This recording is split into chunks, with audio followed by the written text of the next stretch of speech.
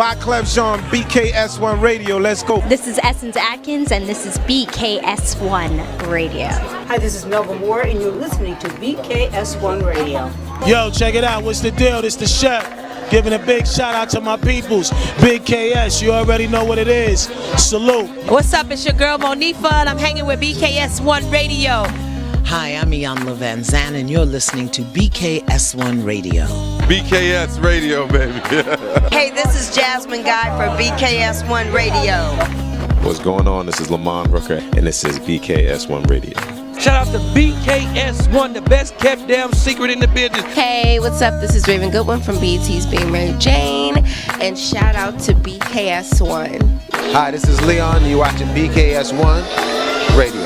BKS1. God bless y'all.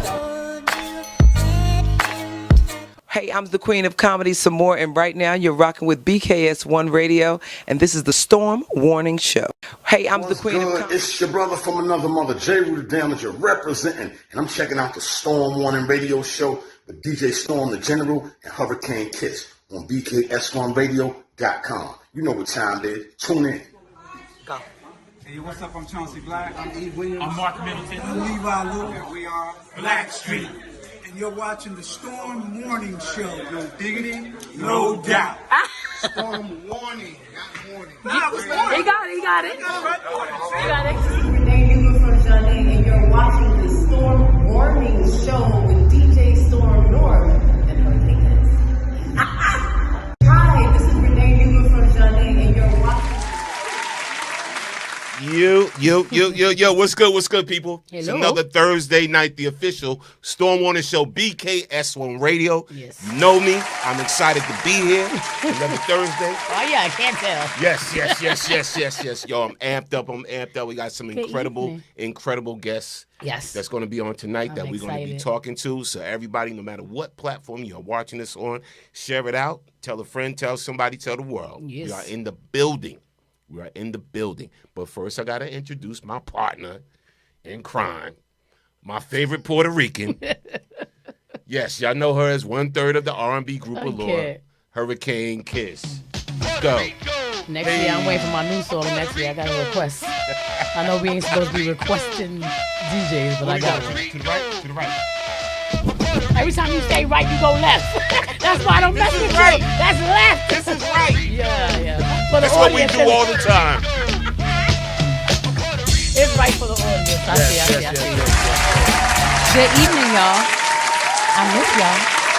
Shout out, peace and blessings to everybody. How you feeling? And to my left, my man, 100 grand. Good. Wow, we were just talking about this, right? What, 13 years now? Yeah. That's crazy. 13 years and strong. I ain't broken your neck yet? Yeah, I'm trying to tell you. That's good shit. I'm trying to tell you. You good, though? Yeah, I'm good. I'm good. Life is good. Yes. And gold is good. Listen, my name's Storm North the General. She forgot all of that. Yes. But I'm Storm and North the General. Chocolatito. I'm so sorry. Yes. Peace and blessings to everybody on the check-in. Shout out to everybody. Yes. You're officially watching us on BKS1 Radio TV. Mm-hmm. And it's going to be an extraordinary night. Shout out to everybody on the check-in. Yes. Shout out to, I see you, Denise. I see you, Tylel. Nah. Yeah, we are a little late, but it's for good reason, though. It's for good reason, but we're in the building. We got a lot to discuss tonight. We got a lot to talk about. But I know I got an incredible guest waiting for us. Yes, we do. We got a few. Yeah. Yeah, actually. Let's start. Full house tonight. Yeah, let's start it off. We got, who we going with? Oh, man. We got. I'm trying to see which way to go. Yeah. Because it's like, No, stop. We can start with Dr. Lucky Church, who I have been trying to get here for some time now. In the building. But he be busy, and I love it. And I appreciate him for coming out tonight. There's so much that I can say about this man. He knows I love him. You are my heart. Yes. He is my diary. We talk and we kiki all the time. But I am super proud of him. Jesus, from like his humble beginnings, just starting out with JUS Evolution. Right. That was around the time that you and I first kind of like really got serious and talking and stuff. But you've just been all over the place.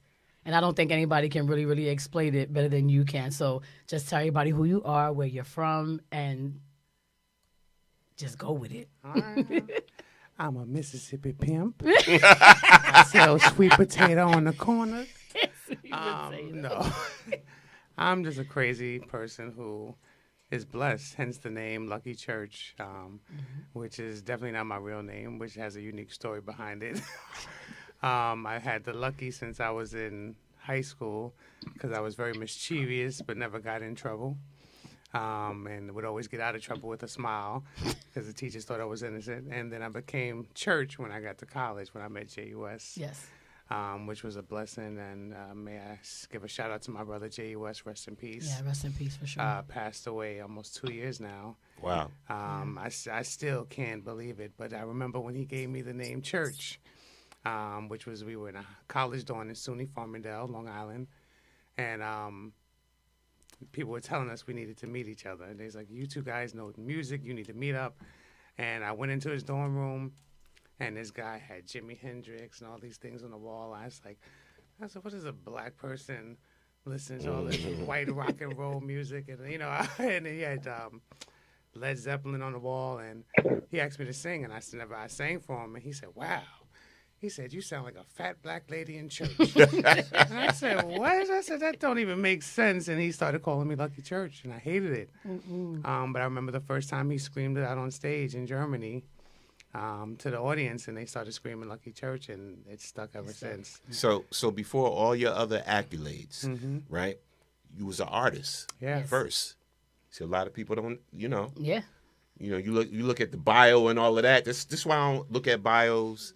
And all of that. It's like, so you started as an artist. Yes, I did. And where'd your whole passion for the artistry come from? It actually came from my family. I had a lot of singers and songwriters in my family who never really, I wouldn't say never really made it to what they considered the big show. Right. But to me, they were like amazing. And it was started with my uncle, who did a couple of gigs at the Apollo Theater back in his day, and traveled with different groups. He did stuff with the Isley Brothers. And then the biggest shock that really drove me was you guys, when Alicia and you guys with Allure. And that was the closest thing that felt like success to me. And I was like, oh, my God. My cousin, her friends, they're on TV. They were Mariah Carey. And it just threw a battery in my back to make me know that I could do something and I could be somebody. And then y'all actually gave me my first opportunity in the studio, too, which I remember back at the Hit Factory. Yes. On the original Hit Factory, original not Hit the Factory, big one, the small the joint. little one, not the big one, the little one. Having family in the game really pushed me to really want to do this. And then finding out I had more family later on, my sister, Monique Davis, and my mom, Sharon Haywood, who's more like my stepmom, but she's my real mom now.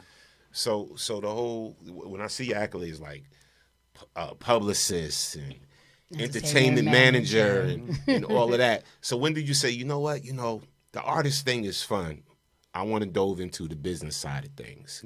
What made you dive into that side of things with being a publicist and entertainment manager and all of that? I always call myself the accidental publicist, because somebody you guys know Lizzie Grubman. She was running her company at the time. Huge.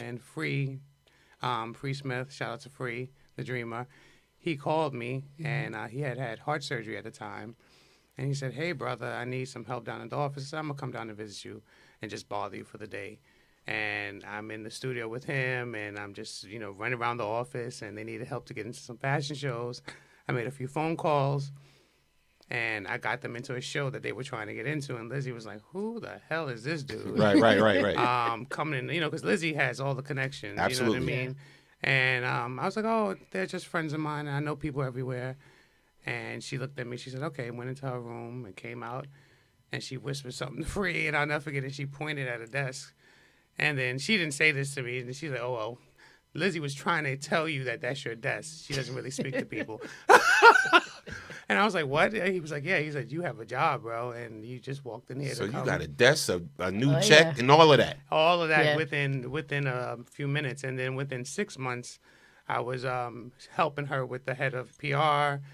She created a whole division for me called the Concierge Division. And I was running the Concierge Division for her firm.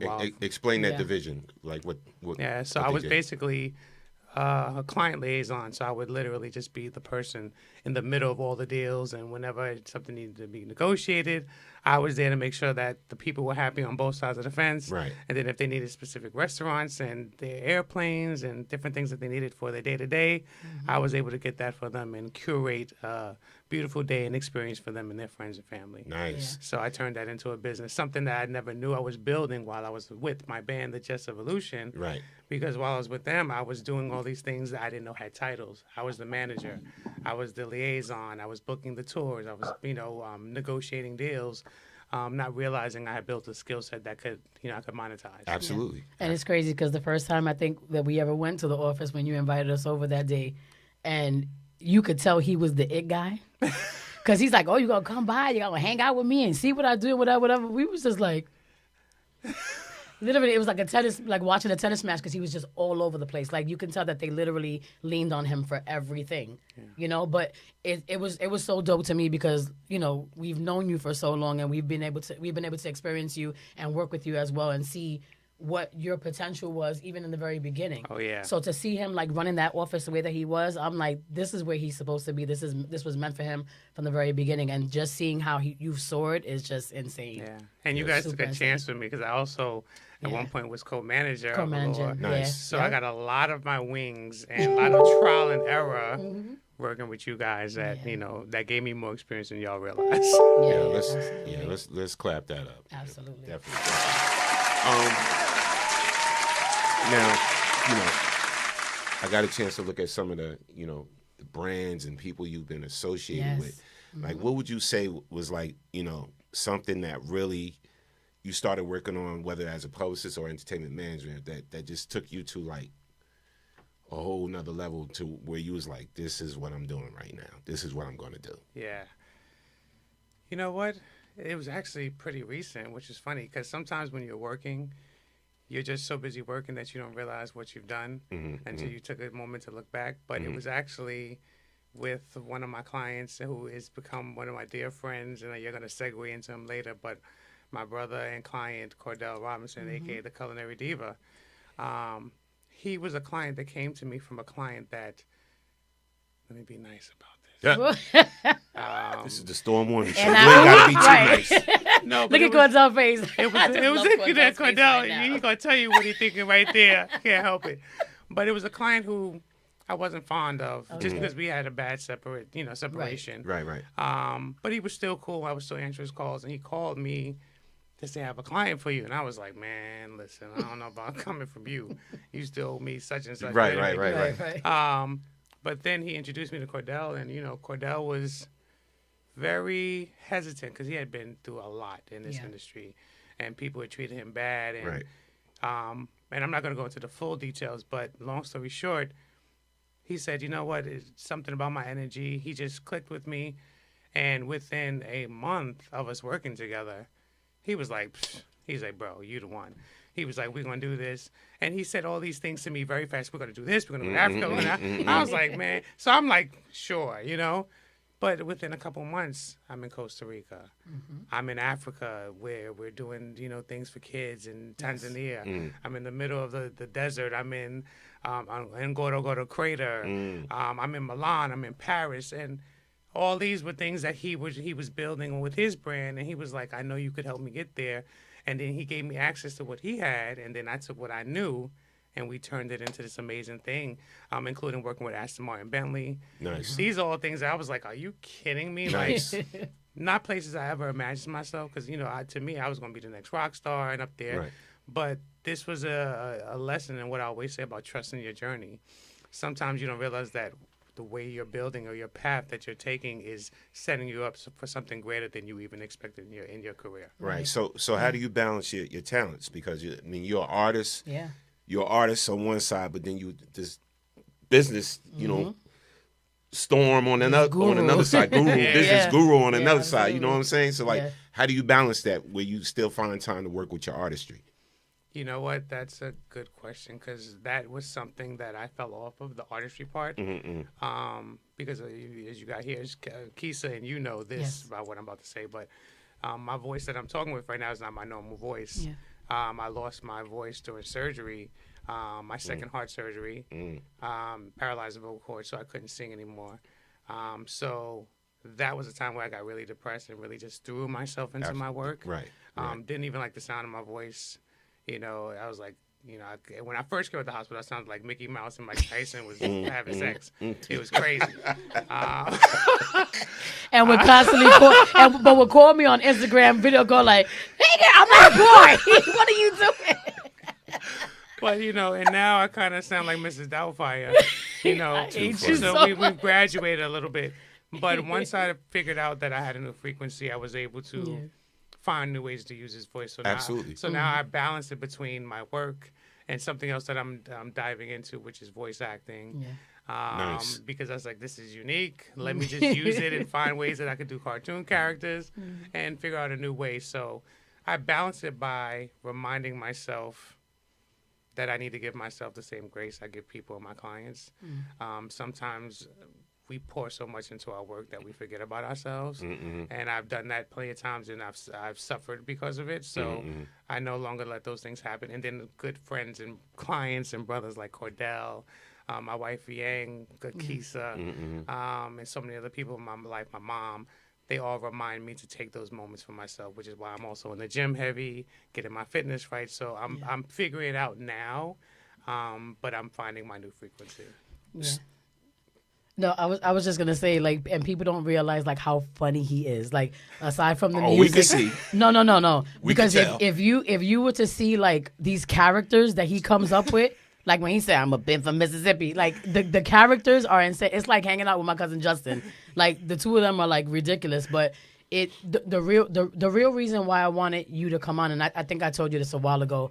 A lot of times people are embarrassed, if you will, to like talk about, you know, when they're going through depression or when they've had like a landslide, they're hitting rock bottom and things of that nature. And you know me in that way where we discuss certain things, and you know that I only have like a small circle of people that I discuss those things with. And he's always been my person that, like you, he'll call me. Like I remember one of the times he called me on Instagram, he's like, "I don't know, I just got a feeling I had to call you," not right? And then I start blubbering. So the real reason why I really wanted him to come on was because I know that he's been through so much, like starting out with the music and then losing his partner, which was insane. Like I'm still bugging out, you know, over that fact. But the fact that he's been able to persevere through so much, you know what I mean? And still maintain a level head to be able to do what he's doing, because the first time that I caught wind of Cordell was when you guys started the Shape-Shifting Foundation, right? Shaping Futures. Shaping Futures. I'm so sorry. Shaping Futures. Lord Jesus. Did you say shape-shifting? I said shape-shifting. Lord Yo, Jesus. you watched too much sci-fi. No, because I was getting ready to say shifting. Illuminati. None of that. None of that. But when I got wind of the foundation, I was like, wow, that's something that I always wanted to do, like to give back to, like, you know, kids in other countries and things of that nature. And then just knowing what he's been through with his health, it's inspiring to me. And I've told you this, like, it's super inspiring just to know people that you can look at yourself in the mirror and say, like, you understand there's certain times where you're like, I just want to give up. And I've told you that. I'm like, I'm done. Well, I was like, lucky I'm done with it. But the fact that he keeps on pushing, he needed to be in this share because, like, our viewers need to hear. While you're these talking stories. about the foundation, I want to show a clip to our viewers. Yes. And again, let's set this clip up. And again, if you're just joining us, you're officially on the Storm Warning Show, BKS1 Radio TV. Yes. And we got Dr. Lucky Church in the building. All right. Yes. So we got a clip. Yes. And you probably don't even know we're going to show this clip. But we're going to show this clip. But it's a clip that kind of just explains his one of his journeys with the Shaping Futures Foundation. It's one of the most beautiful things that I've ever seen. And then just knowing that somebody that I know, I ain't gonna start crying because y'all know me, I'm a blubber. But I love that him and Cordell are doing this for these kids, because I think just, you know, living in the United States, we forget. No, I'm just saying we forget. Jesus. And what I'm trying to say is this: like, we've all been there. Crying. We've been through. No, I'm just saying we all, you know, and I don't know if anybody else, but we've all been through like rock bottom where Facts. you don't have no food, you don't have this, you don't have that, and I've never been embarrassed to say like I had a low, you know, a moment or whatever the case may be. So just knowing Lucky and knowing his heart for real, and the fact that he's involved with this foundation, and just, you know, and kind of awesome. like, yeah, just like, you know, seeing Cordell and meeting him through, like with a visual or whatever through that. It was just, I told him, I said, it's one of the most beautiful things that I've ever seen, and I think that more people should be doing stuff like this. Two types of people. There's people that talk about it, and there's be people about. Oh my that gosh. is about it. Oh yeah, they're both absolutely about it, and I love it. So let's roll this clip. Let's run the clip. The story is the same everywhere, and it just, it's so sad, but seeing that light in those kids' eyes is something special, man. The way they light up when they're so happy with so little, and just knowing that a little bit of love and support goes such a long way, and that's what I see in them. Because some of them were like kind of down a little while we were there, because I could imagine how they constantly keep doing these shows and dancing for people, and people don't support them. But then when we started dancing with them, I saw them begin to light up, and there's so much work to be done. I'm just glad we're here on the ground. It's a blessing just to be here, to be a resource, to be a vessel to help them.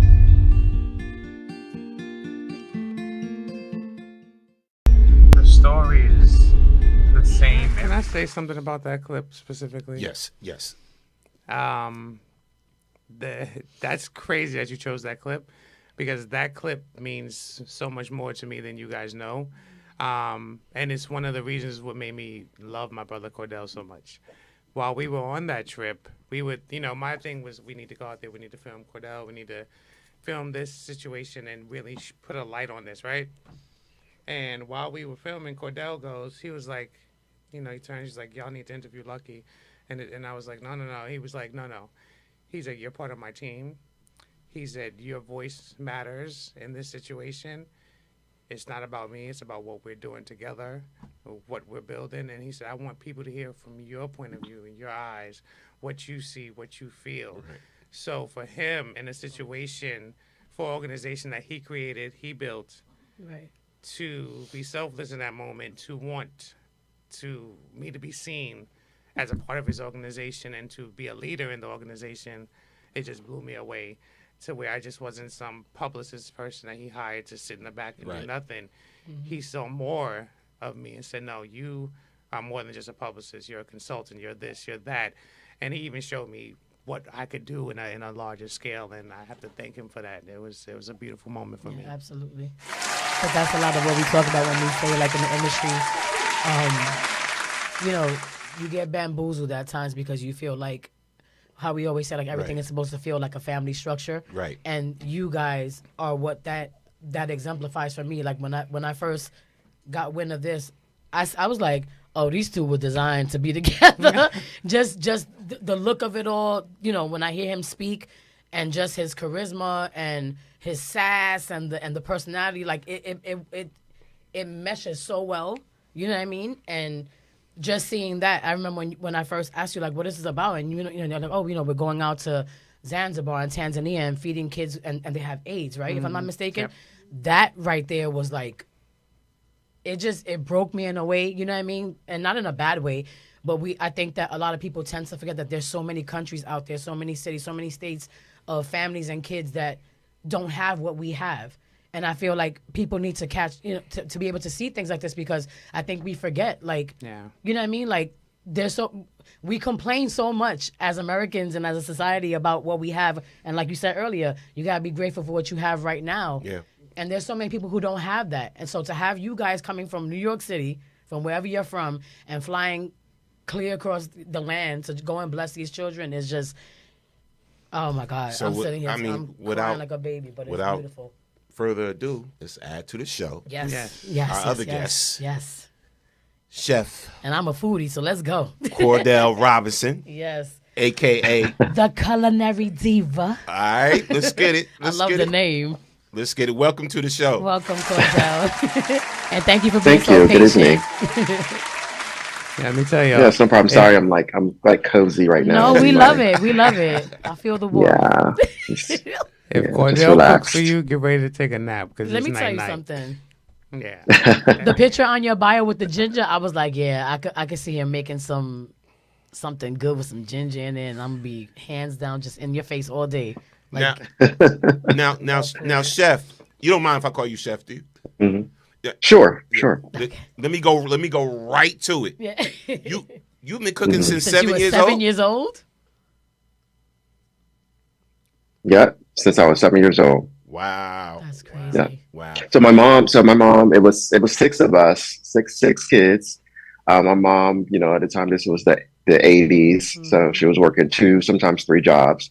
So there was no time for her to really like cook. So, I was like watching my aunts and stuff, like, do different things. So one day I just went in the kitchen, and I remember the actually first thing that I actually made, where it was like, probably today would be horrible, but I don't care. Like, but it was baked chicken wings. It was vegetable fried rice, and some broccoli. And that was horrible? And That sounds like I mean, my cuisine. brothers Like, and my what? sister.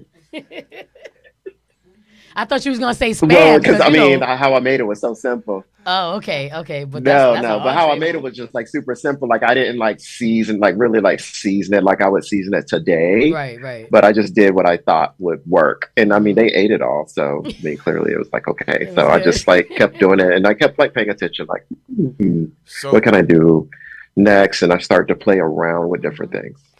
So another thing that caught me, you know me, you know what type of food I like. Yes. Jamaican roots. Jamaican roots. Yes. Yeah. Listen, Jamaican roots. That's all I need to Because see. he's allergic to seafood, so he can't eat none of that stuff. But yeah, he loves I'm Jamaican in. food. Can I honestly say I'm in a Caribbean restaurant like every day. Like just getting lunch and dinner, because my wife don't feel like cooking sometimes. But but like that. But no, I'm just keeping it real. And it's like the fact that your talent took you around the world. Yeah. Is amazing. That is a blessing. Yeah. Oh, and the question that I have for you, Cordell, I don't, if I'm not speeding into it, but just reading about your childhood, and like you said, like your mom had like 2 and 3 jobs sometimes, so you had to be the one that would step in and cook for your siblings and stuff like that. Do you think that that's part of the reason why you grew up, maybe subconsciously, with this passion to be able to do what you're doing right now in Tanzania?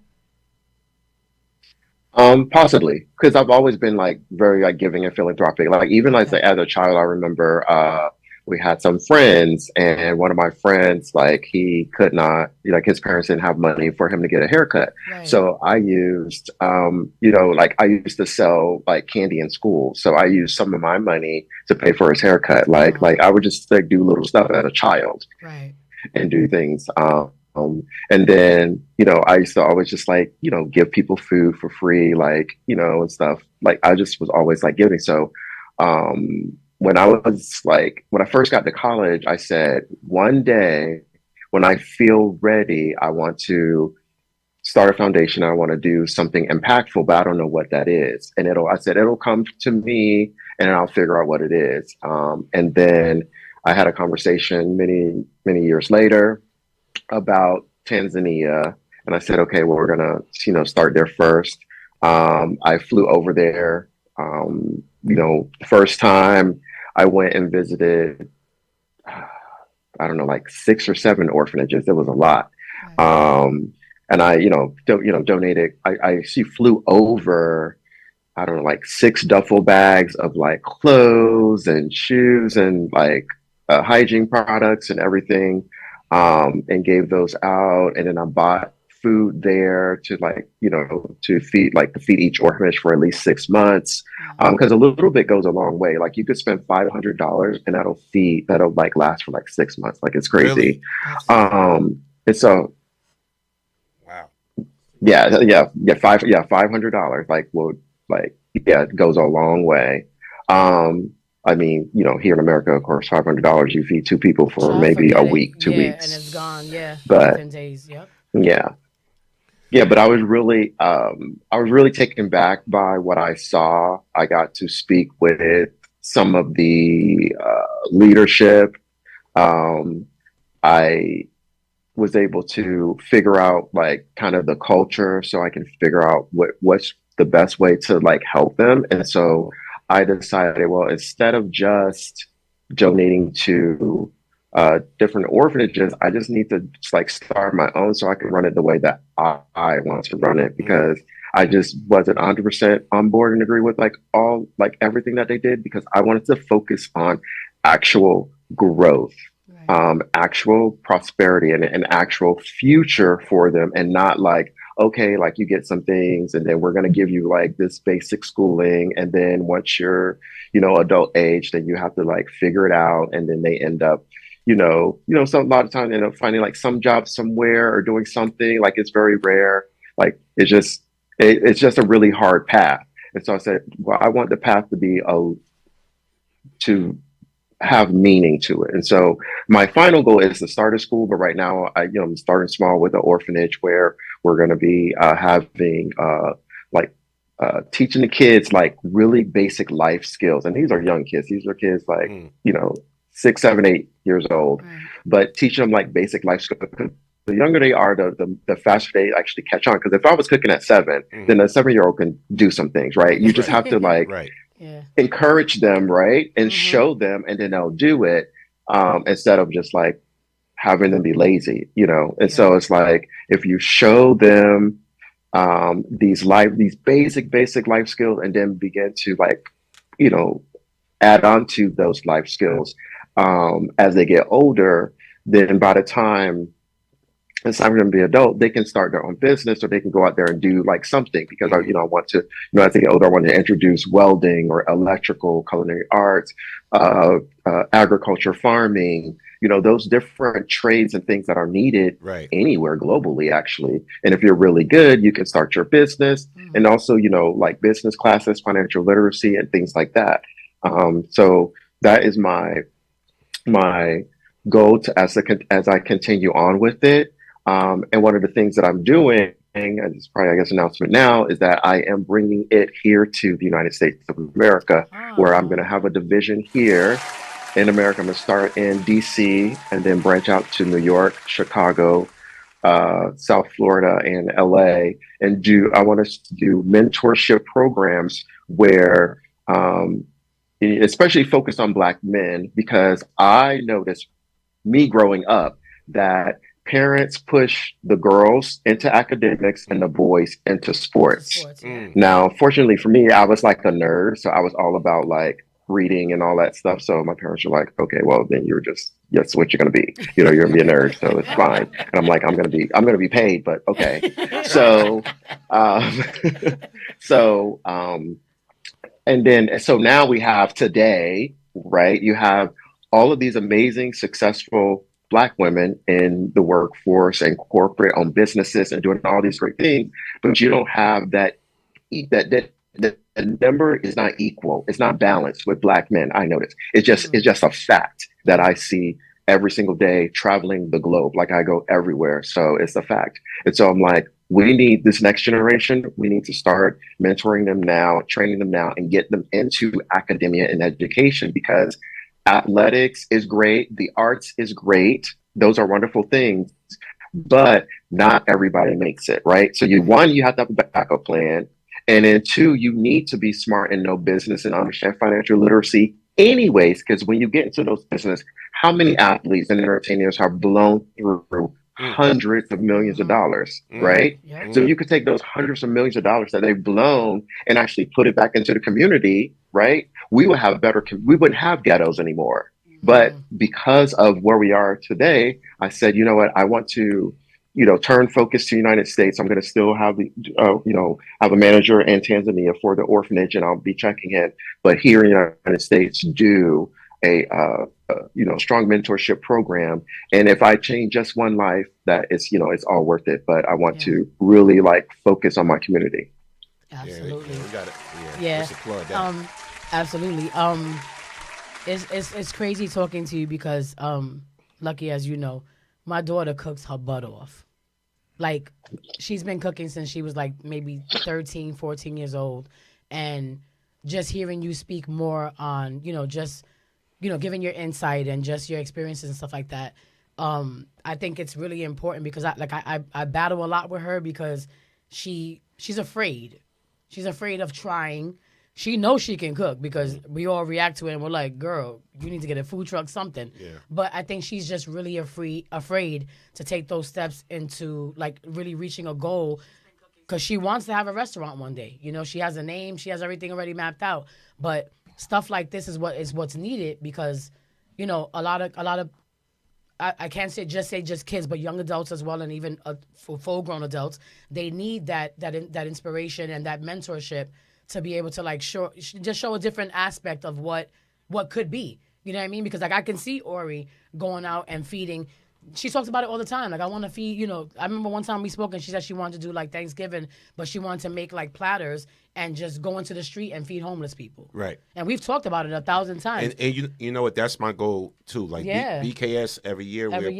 We're part of something on Christmas where it's like I gave up my Christmases for like 5 years now I remember. to help feed the less fortunate. Yeah. You know what I'm saying? Because, you know, Christmas is supposed to be about giving. Yeah, it is. That part. But the problem is that there's so many people that are so talented and so like they're in the know, but they're afraid to start because they feel like, how am I starting with nothing, or how am I starting with, you know, like zero knowledge or whatever the case is. So the question that I have for you is what kind of advice would you give to someone like my daughter or someone who's aspiring to be a chef one day that is afraid to start?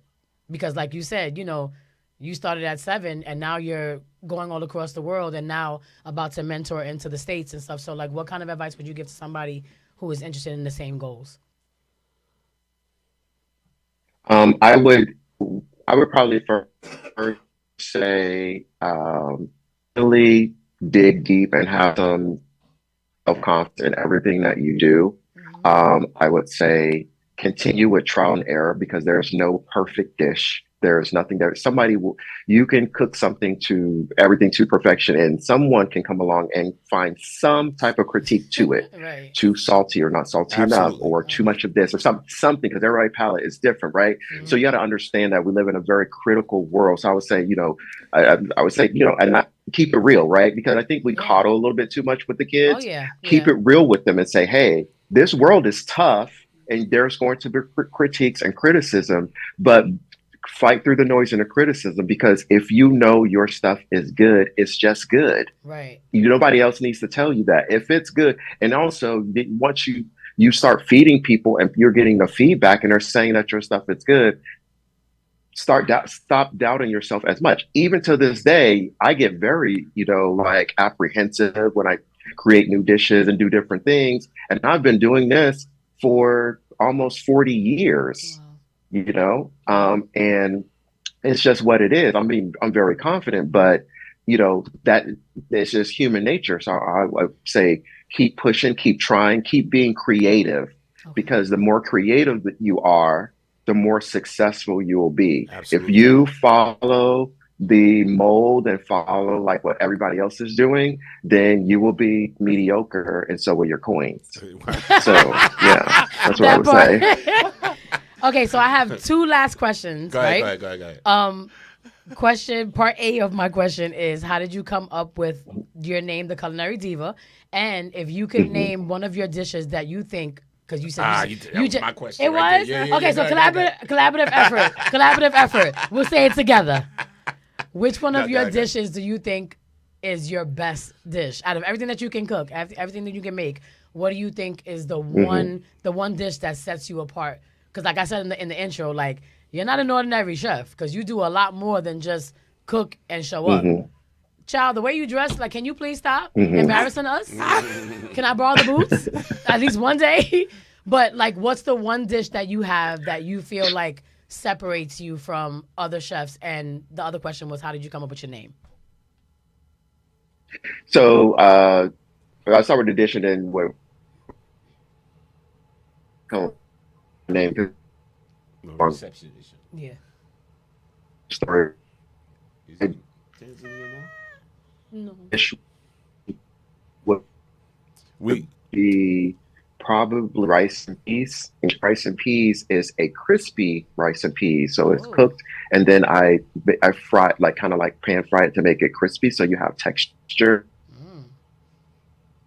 We losing you a little bit on the reception, so we're missing some parts of what you're saying. Could be the white. in the rice, and then you throw in a jerk sauce. So it's like insane. Okay. Oh, it might be the Wi-Fi. Is it better now? A little bit. It was a bit choppy at first. Yeah, it could be the Wi-Fi. Is it better now? Yes. We heard the pan seared and making it crispy and a different texture. Crispy rice and and I'm drooling. Okay, perfect. Yeah. And then with the notes of tangerine and the jerk sauce, it's just like an amazing balance. And then I do a dry brine on the chicken so that the flavor goes through to the bone. Oh, yeah. Baby. You know, chicken, just the flavor just on top of the chicken. So I guess the most important question is, when can we taste it? So when are you coming in the studio? With me, it's flavor. It's flavor. Yes, I see. It's funny because you're sitting here and describing what you're. Next time I'm in New York. Oh my gosh, I cannot wait. But I'm sitting here laughing because the whole time you're describing everything, Lucky's sitting here like, like amen in the corner because I'm sure you've tasted everything. Oh, so yes. from what you've tasted that he's cooked, I have to ask you a question. What vibe did you get from his food, and how is it different from other foods that you've had or the chefs that have cooked for you and stuff like that? Things like that. You know what it is? It's his attention to detail. Yeah. And I'm sorry, I'm about to give a tiny secret. But unlike other chefs, he flies ingredients in from all over the world. So I'm like, why the hell is this garlic so garlicky? Like, what is happening here? And then I got a master class from him. So when we travel to places like Costa Rica or Africa, he's bringing me to the spice markets, and the like you smell spice markets here, but if you go into another country, it's a whole other wonderland of just smells and fragrances, and I mean, and we're buying gallons of damn spices, man, and it's just amazing. And then the concoctions of how he measures, because he's also a freaking scientist. And I'm like, and he's like, yeah, he said, I can give you the seasoning. He said, but you're not gonna match the flavor. And he's given me his seasonings before, and I've cooked. And it don't it's come been out the same way. But it's like, what's the name said about Luther's curl? It ain't quite. It ain't quite. It ain't quite get this. It ain't quite Right. spin around. Exactly. It ain't quite get there. You know what I mean? So now, now I'm really feeling some type of way, right? I be thinking I'm doing something when I buy those dollar spices. Oh yeah. Yo, the 99-cent spices. Oh no. From the supermarket. Let me tell you something. Probably got a little sawdust in there. Wooden chips. So chef, the 99-cent spices at ShopRite. He is no. First of all, Cordell's sitting there smiling, but he is frowning upon you. Okay, 99-cent spices, child, please. Oh my gosh. My goodness, yes. Y'all just didn't put me to shame because I've been using that. Listen, we be doing something. I have a good friend here named Tiffany, and she loves my mac and cheese. Like, his mac and cheese is really, really good. So like I make a particular mac and cheese. So when everybody's doing parties, they be like, "Norm, can you make the mac and cheese?" That's right? Ori. They waiting for. So I'm using my certain spices or whatever. Lord. Now I feel like we got dollar store parsley. Yeah, I'm cheating the people now. Because my secret ingredient in my mac and cheese, believe it or not, is Compton onion garlic. Actually, it's lemon pepper. I love lemon pepper. Really? I love a good lemon pepper though. Yo, but nobody knows. I love lemon pepper. That's my secret. I thought I liked lemon pepper until he made me something with lemon pepper. Yeah. And then he used a specific lemon. But Cordell, what's the name of the lemons you use? Look, he's like, Did you hear me, Cordell? Oh, he's perfectly ignoring. No, I didn't hear you. Say that again. The lemons that you use, the specific lemon. The Meyer lemon. The Meyer lemon. But you see, like things like this are important because people don't know that there's other stuff that exists. I had no idea. You said Meyer? Meyer lemons. Meyer lemons? And I thought he was exaggerating, so I made something that he made, and I made it with I said, it ain't taste the same. He said, that's because you were using them cheap lemons. Them cheap lemons? Them Western beef lemons? Man, they grew them in my backyard in the Bronx. You were right. And I was like, what is going on? And then I went and got the Myers, and it just, the brightness, it was just completely different. It's different, yeah. Even zesting was different. And I know we got to move on, but I want to show this clip Yes. I'm gonna show a little bit because it's a long clip. Yeah. So I'm just gonna show a little bit of it, and But then this was Chef can yeah. break down the rest of it. Absolutely, yeah. All right, so I'm gonna show this clip right now. This clip was dope. I love this clip. Cordell, the culinary diva. Yes. Here's the clip. His arroz con pollo.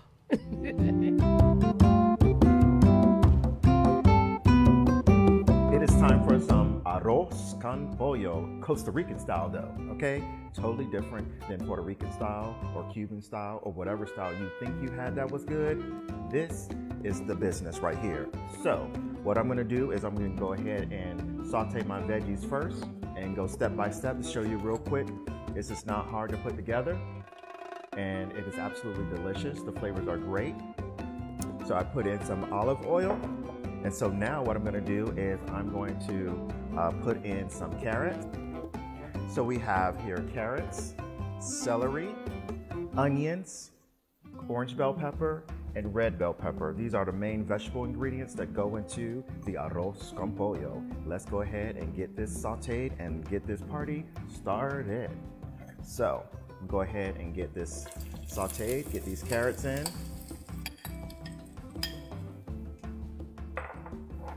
Then my celery, and I kept the celery tops as well because those are nutritious and delicious, so why not? And then I have my red onions, my delicious cebollas.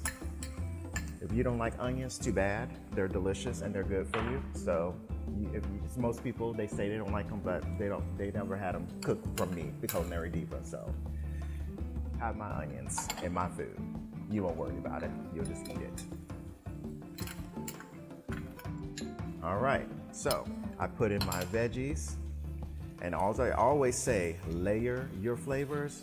You're gonna layer your flavors here. So what I have is a little bit of chicken consomme.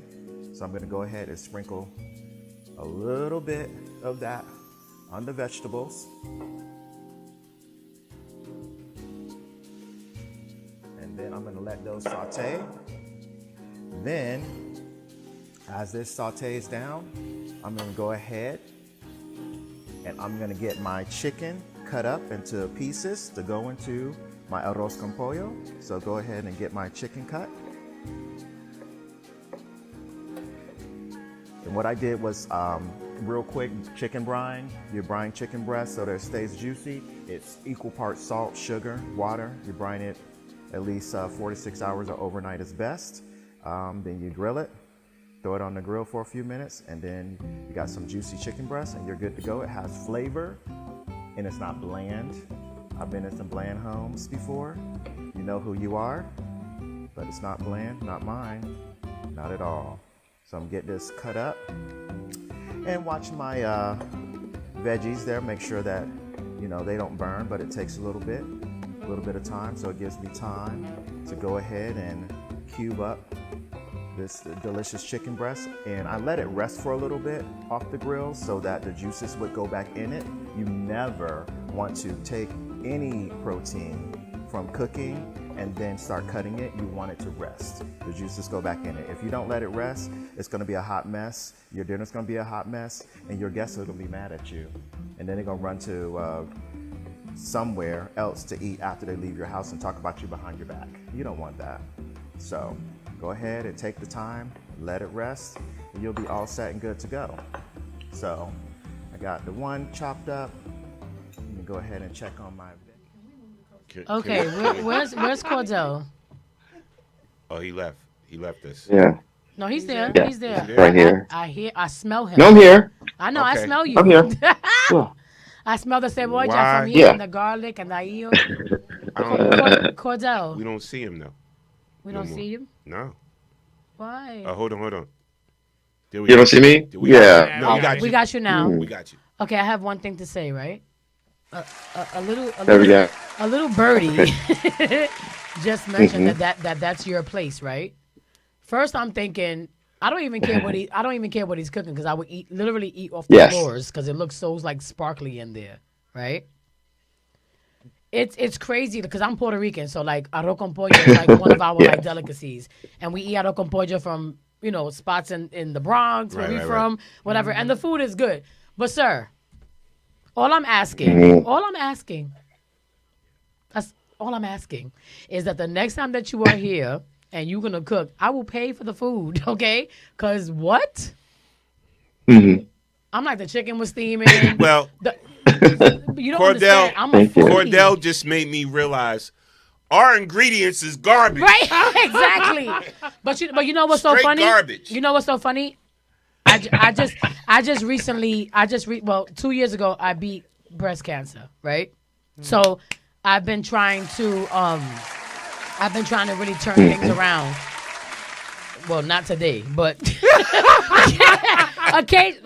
Because for the past 6 months I stopped smoking. Yes. Right? I never smoked cigarettes, but I medicinals. I do the little gummies here and there because it's good for the body. Whatever, fine. Anyway, but I've been trying to cut out a lot of things that are not good for my body, right? And I also was put on to how much better it is to cook with fresh ginger and fresh turmeric and all these things are like anti-inflammatories. Like my grandbaby's sick right now, and she's taking the meds, and I'm like, no, make her some ginger tea, put some turmeric in that baby, and have her sip it, because people forget like how good food is. You know what I mean? It's not just about you had some good beef ribs or some good whatever. Like I said, when Chappelle, shout out to Chappelle for sending us the bios. She sent me you guys bios, and I'm like, look at Lucky, all pretty and shit, but whatever. And then Cordell, when I saw the picture with the ginger, like ginger has been the one thing. Ginger and soursop have been very like heavy in my rotation as far as like what I consume, because we grow up eating all this nonsense. Like we eat, the Fruit Loops and the Apple Jacks and all this stuff. And now, because in Japan that's frowned upon. They don't allow that. Now I heard that they're about to shut down the states from being able to use like the red yellows, the fives, all this stuff. And I'm so happy about that. Right. Yeah. But it's like I said, my daughter, she plays basketball. She wants to be a DJ like her dad. God bless her heart. But I feel like her heart and her natural talent is in cooking.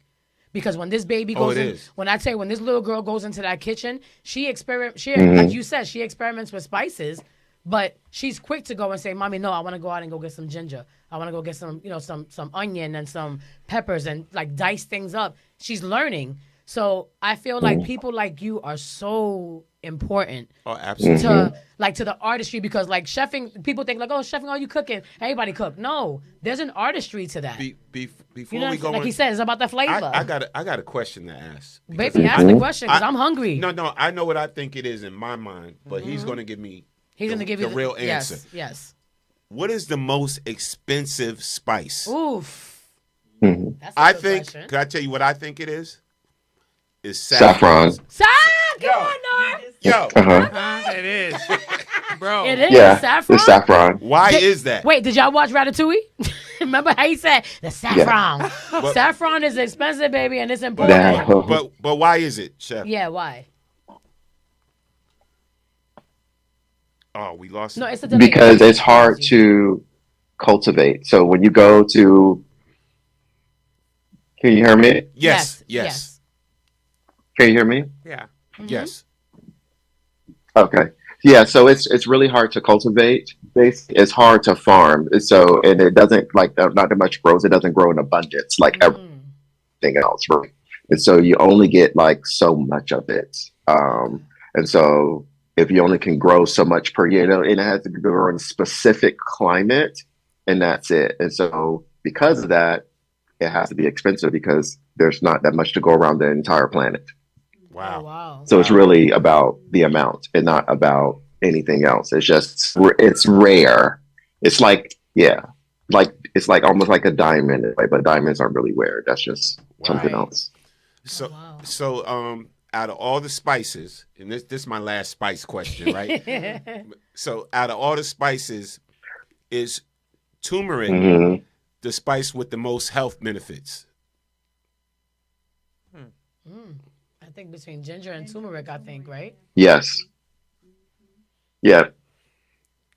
Turmeric and ginger are probably a top. Turmeric and ginger. Yeah. Because me being asthmatic, not for nothing, like the the girls are funny because every time they come over to the house, they're like, Keys, you gonna make a little specialty? Because I make a ginger tea with turmeric. I put fenugreek in it. I have like fenugreek powder, honey and lemon, but I only use raw honey. Because we grew up with the golden blossom, and we know that's nothing but sugar. So like that's bogus. That's bogus. You got to get raw organic honey. A local grown. You know the one with the little honeycomb in it. My mother used to always give me the golden blossom. Exactly, that's how we grew up, right? But honestly speaking, like whenever I get sick, like right now my asthma is tearing me apart. Okay, but like every day I have at least maybe 4 to 5 mugs of like the ginger, but I put the raw ginger, the ginger root in the pot. I put annalise or the whole cloves.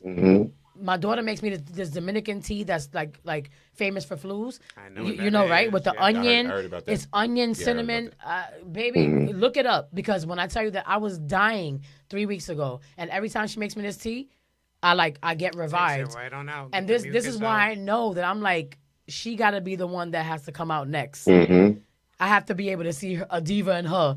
So because this little girl, when I tell you, she reads, like she researches and stuff, and it's like, why are you so afraid to, you know what I mean, to like start something? But and I want to say trying. something. Yes, it's good that she's doing that because that's the same way that Cordell is. Like, he's always learning. Yeah, he's always testing and trying new things, and creating dishes. And I'm like, bro, what the hell is that? And why would you put that together? And I'm like, oh my God, this is so delicious. Because I see what you post every time you guys go away. I'm like, this is crazy. He made collard green stuffed cornbread. What? Collard green stuffed cornbread. Bro, I said, and mind you, now listen to this. The collard greens were vegan. And you would, I said, no. You put a ham hock. There's something in these goddamn greens. It's not vegan. You lying. You don't play with me, Cordell. No turkey neck. No. I said you smoked the boot. Something you put in here. Because there's no way in hell you got that flavor in some vegan greens. Oh my God. The best vegan to this day. Like I don't even want regular greens most of the time unless my grandmother make them. Right. Yeah, we know that. But I want them damn vegan greens that he's making and then stuffed in cornbread. Blew my mind. All right, so when Cordell, when he comes on this side of town, we gotta have a part two. We have to get a part 2 to this because I forgot we got a whole other guest that's supposed to come out tonight. Yeah, he just saw the message right now, so it's good timing. This conversation for me is very it's enlightening. But honestly speaking, like seriously, like I know we keep in contact all the time, but like the next time you're in New York and you start this mentorship, even if it's a day where you're not doing nothing and you feel like just messing with somebody, baby, I would love for my daughter to just be under your wing, to just learn some new stuff and to gain, like, you know, like, what's the word? I'm having a brain fart. Why always have a brain fart? To gain the encouragement and to get past the fear, because I think that's her thing. Because she's so incredible. She's so incredible. Like, she makes drinks and food, and she's trying to tap into the baking. She makes a awesome buttercream icing from scratch. Baby. Wait, what's that dessert you make that I like, Cordell? The lava. The lava. The butter something. Oh my God. The caramel lava cake. I'm sick of both of y'all. Well, before we go, and then we're gonna get our next guest. Yes. Yeah. Before we go, I gotta show this clip, right? Oh my God. So when I got this clip, right, of some of Cordell's dishes, right? When I got this clip, I saw the clip had certain music, so certain music we can't play because they'll mute us and they'll block out the whole interview, and we didn't want that. But I was able to take out the music, so I'm going to show the visuals of the clip. But I want y'all to look at this food. I'm drooling because it was. I want y'all to look at this food. Here's the clip, and we'll be right back. Here's the clip. Oh my goodness.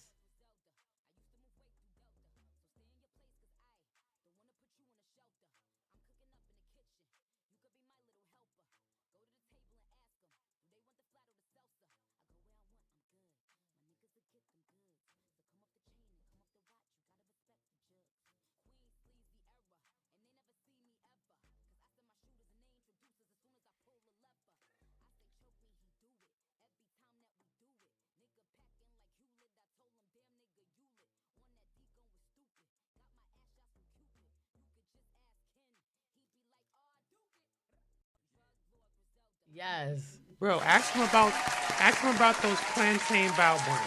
What is it? That's a plantain bao bun.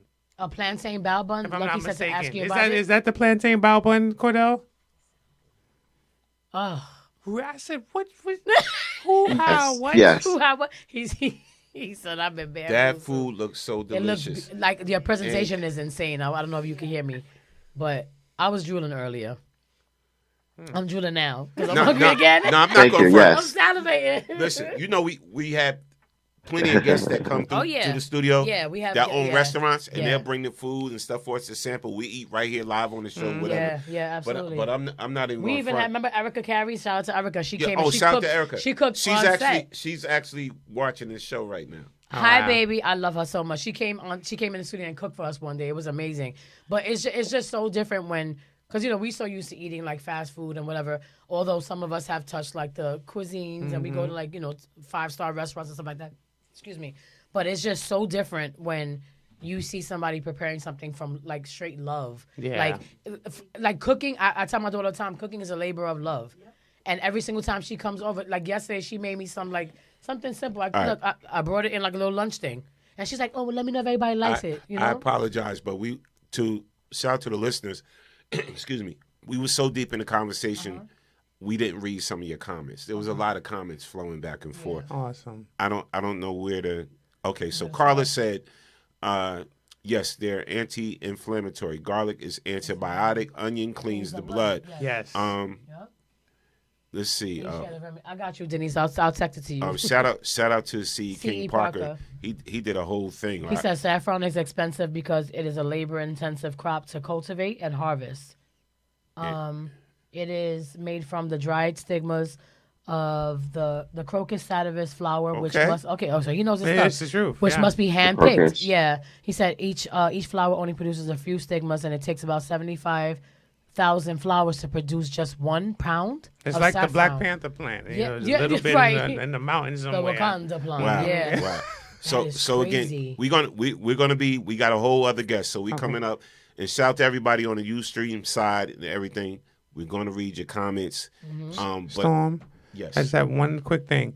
When you're Absolutely. doing this, you said you give your time every year to the shelters Yes, to give back. absolutely. Can you please keep Shaping Futures and Cordell and I in mind for those things when you're giving Absolutely. back? Oh my God. Because I'm sure, you know, whether Cordell's in town or I'm in town, whoever, one of us will come out and we would love to donate our time and assist in any way. Oh my you said God, you wanted that to would work be with us on that awesome. because you said I was looking for something for Thanksgiving. Yes, For Thanksgiving, yes. yeah. With your church, with the yes. So we can talk about some cool things that we can possibly help and collaborate and come out and support and give back to the people. Absolutely. That would be Listen, so awesome. first of all, Cordell, Lucky, gosh. we appreciate you so much, man, for just taking the time out and y'all coming on and just telling us what you do and talking about the foundation. Yeah. All your and talents and gifts and all of that, and just sharing it with the people. We appreciate you so much. Yes. And But just really know quickly- anything we could do on our end, Yeah. we definitely you. got y'all. As far as the foundation, is there any, like, can you give us the information as far as if anybody wants to donate, if they want to, you know, Yes. just put something towards what you're doing, because it's complete, it's absolutely amazing. Cordell. Yes, so please go to www.shapingff.org, and that website you can donate button, and you can donate from there. Donations start from you start with a $5 donation and goes on up to however amount you want to donate. So, and all donations are greatly appreciated. We have a lot of work that we plan on doing for the new year, and the donation really help us to really propel all of the work we're going to do, not just in Tanzania, but in the United States, because the time is now, especially here in America. Absolutely. Absolutely. Let me clap it up. Thank you again guys for, so much. For Cordell, the culinary diva. Yes. Big shout out to Dr. Lucky Church. And we call you Doctor because let them know. Let them know. Yes. Got that PhD, bruh. My God, it's a blessing, man. It was a blessing. That doctorate. Surprise. But when you do the work, you know, things show up and bless you. So some people saw the work I was doing and they decided to bless me with that. And I'm forever grateful. Yes, That's no so doubt. awesome.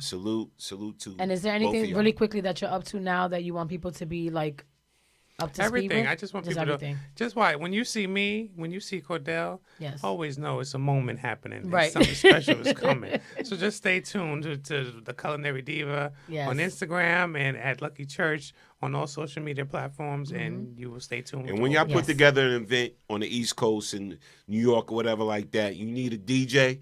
Hit me up. This is what I do. Yeah, don't be throwing down. Don't be throwing down. Yes, we got big plans in New York and New Jersey, so we're gonna keep you posted. Hit me up. Yes, brother. Oh dang! VM was saying that the number wasn't working for her to call in. She was trying to listen to the show. Oh, it was working. We just, Oh. we turned it down because Because it was loud and obnoxious. there were a lot of people calling in. Oh, it So- said it was unavailable to her. Nah, it's not unavailable. Oh man. We just turned it down because we didn't want interruptions during this particular interview. Okay. And again, we appreciate y'all. Salute to y'all, and God bless y'all on your journey. Absolutely. With all y'all do. I appreciate y'all. Yes, Thank you continue guys so blessings. much. Thank Finally you, made it. Yeah. Right. So much for having us. Thank you, Cordell. We appreciate Yes. No doubt, no doubt. That's so All right, so we're gonna Great. Thank you so much. And yes. I will see you guys soon. Yes, thank God you. bless. God bless. All Let me right. see. Yeah, that was It's- awesome. I don't know if he's Thank in, you, but brothers. he's That was in. incredible. Thank you. That was so much fun. We got to do it again real soon. Oh yeah. Yeah. Oh, And yeah. I have some other people in mind for you guys as well. Yeah. Anybody.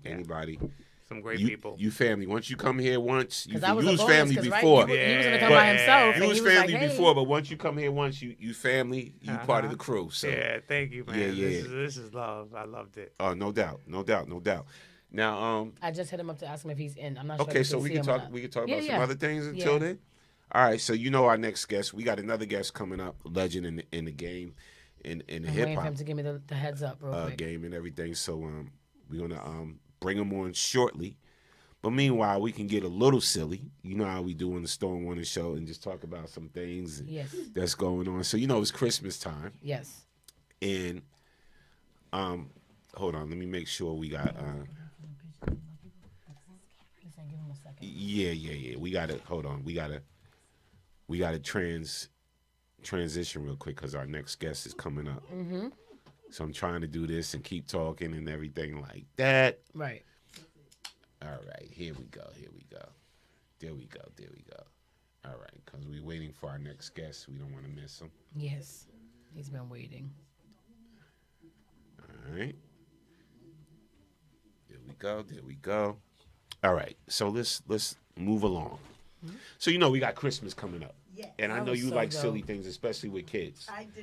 So we about to show this child that didn't know whether she wanted to be scared Oh, good. or she wanted to be Or she wanted to be lovable. or Yeah. she wanted to be lovable. So here's this clip, real quick. While we waiting on our guests, we got to get a little silly here on the Stone Warning Show. And shout out to everybody that's been on check-in. Listen, if you got questions for our guests or whatever like that, I'm sorry, but we really had to get that interview off because it was a very interesting interview. Yeah, man. And but let's go to here it go right here. So this child didn't know whether she wanted to be scared. Mm-hmm. Or And ha- I feel bad for laughing Bad. at baby girl, but it was so funny. Now peep it out. Peep it out.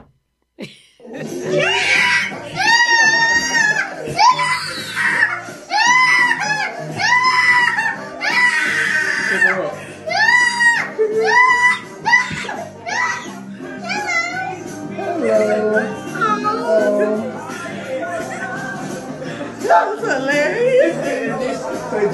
Oh, yeah.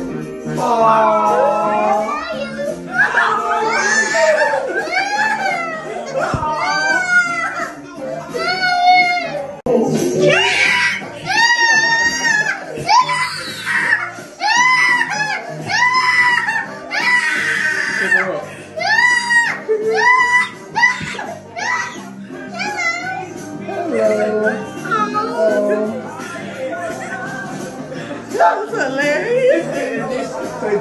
Oh, yeah.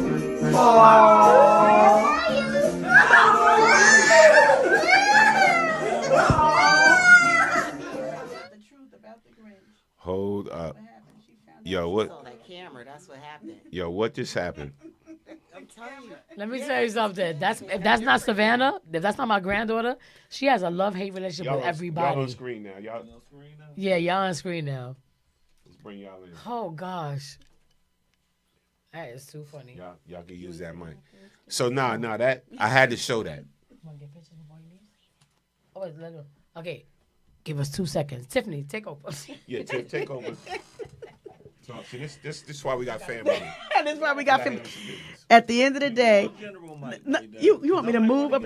Oh, you might need to get on the mic. You know, I ain't got mics. I got to share the mic. You know, pass the mic. Oh, my gosh. Who would have thunk at Pass this the peas time like they in used to our say. life? Here we go, Jason. Here we go. Just real quick. What I thought. What's good, Jason? This shot looks crazy. It does. Oh, my Yeah, gosh. though. I know. We hold it down, for the station. For the station, that's what we do. Here, if I get right here.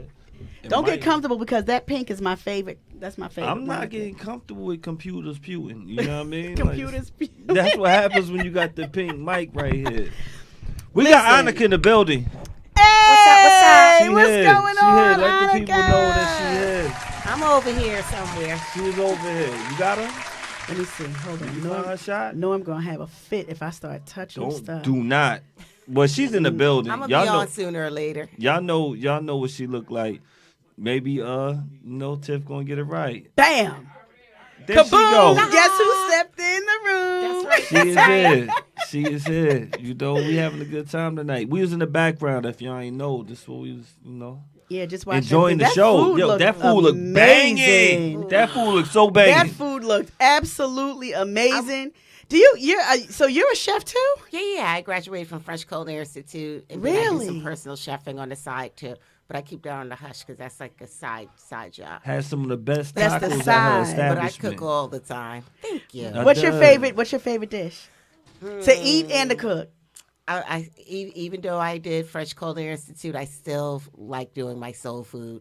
Yeah, I'm the potato salad, collard green. Oh, Now- no raisins. Girl. Yo, Yes. yo, Tiff, No that's our raisins. time. That's our time. Can I tell you something? You I can't, really not thought- right now.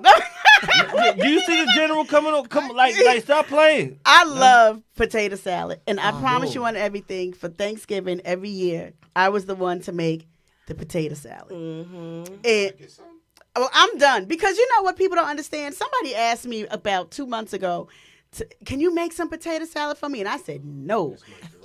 Why disappear Say from your less. shot though? Why disappear from your shot? Okay, so if I said a little work, people don't understand. I said, listen, let me make the macaroni and cheese for you instead, because the potato salad, you got to boil the potatoes, wait for them to cool off, then you got to make sure, of course, that they're good gotta enough. be right. They have to be right.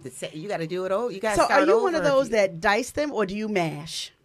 for my potato salad? Yes. No, I dice. Thank you for the dice, because I know people that mash, not like a fully mashed potato. I know, but you know what I'm talking about, where it's like mushy. You ever had that mushy kind of I potato think they salad? overboiled the potatoes. That's what happened. They overboil the potatoes. That's very possible. Norm knows now. In regard to the macaroni and cheese, Norm makes the best mac and cheese. But She says my daughters though. oh, so do we? Don't hate on my mac and cheese. We could have a mac. like a macaroni. We could have a mac and cheese contest, No, a no, little no, no. cook-off. No. That would be Norm, fun. you ready? We should. Kids, get your daughter involved. Oh, don't play. No, Norm's is good. She said, "Wait, don't play." Norm's is good. I want to taste it. Norm's is good. It's really good. General. It don't get no better than that. Don't. I'm so hyped. Hold up. So hyped. See, we So hyped. Hold Y'all up. don't understand. you like this now? Yes, Listen. yes. Oh my God. Listen, legend in the building. Yo, first What's of up? all, I told myself I've been a pain in the ass for the past couple of months because I know he's been busy, and I'm like, you think you come this week? You think you come this week? But you know what I'm mad about though? I'm gonna keep it 100. What? We got the legend on, but when I found out he in Jersey, I know. I was didn't like, know. oh, he right in Jersey. I thought you was in Queens. I was like, I thought he was in Queens. Yo, because I would have been. Nah, I've been out here for a sec now. So now we know. Okay. Yo, fam, Yeah. I gotta book. get you for July 4th. I booked mad gigs Yeah. in Jersey. If I known you was out here, I would have been got you on something. Oh my gosh. Wait, so does Oh, everybody that's see cool. him right I now? appreciate it, bro. Real Everybody talk. sees him I right now? appreciate it. Yeah, no, everybody see him. We didn't even introduce him properly. Oh yeah, because you know what? We just excited. All right. Listen, go All ahead, right. introduce him. Could I play a clip? Yes. Wait, y'all. Wait, y'all, because I got to take this hoodie off. It's hot in here. I actually just came back from like 7-Eleven. Hold on. Don't worry. Do you. Go do you, fam. No, woo! Now we stop. All right, we good now. Now we all right. That's better. Me and Tiff All over right. here fangirling. Woo! Take off the hoodie. You fangirling? Yeah, Y'all crazy. we've been doing that since earlier. Oh my God. Cut it down. Well, first and foremost, like for real, I appreciate you so much for being so patient. Like his baby is sick today, so y'all please pray over his baby and make sure that he's good. Yes, blessings to the baby. But blessings. the fact that all that is still going on and you still agreed to still come on is insane to me because I know my grandbaby been sick all week. So we're gonna give you it's cool. No, I It's know, cool. but we're gonna give you a proper introduction. For everybody who's been under a rock for the past 89 years, okay? Because we ain't that old, but I'm just saying. If y'all don't know who this is, no, we're not that old. But I'm just saying, for like the newcomers, like this new generation who don't know who you are, if y'all don't know who this man is, I need you to get educated. Because me and Tiffany been in here like all day. So let's get it so we can start. Let's get it. All right, but hold up. Before we even, I just got to do this before we even talk to Mike, right? You know me. I'm a DJ, bro. So we got to talk. Yeah. So. Oh, what's up? Yeah. So we definitely got to talk. Oh, yeah. But I gotta run this first. Please. You know what I'm saying? Represent for the fam. From crazy ass Queens, you know what I'm saying? One time for your mind. Check it out. Yeah. For those who don't know the way I flow, my name's fucking Mike Geronimo, you know what I'm saying? Big shouts to my whole fam, you know what I'm saying? I'm representing, y'all know who you is. And we about to spark this, you know what I'm saying? Yeah, check it out. Check it out. Another day you're stepping through the belly of the beast. I leave the compound and make my way to my stomping ground.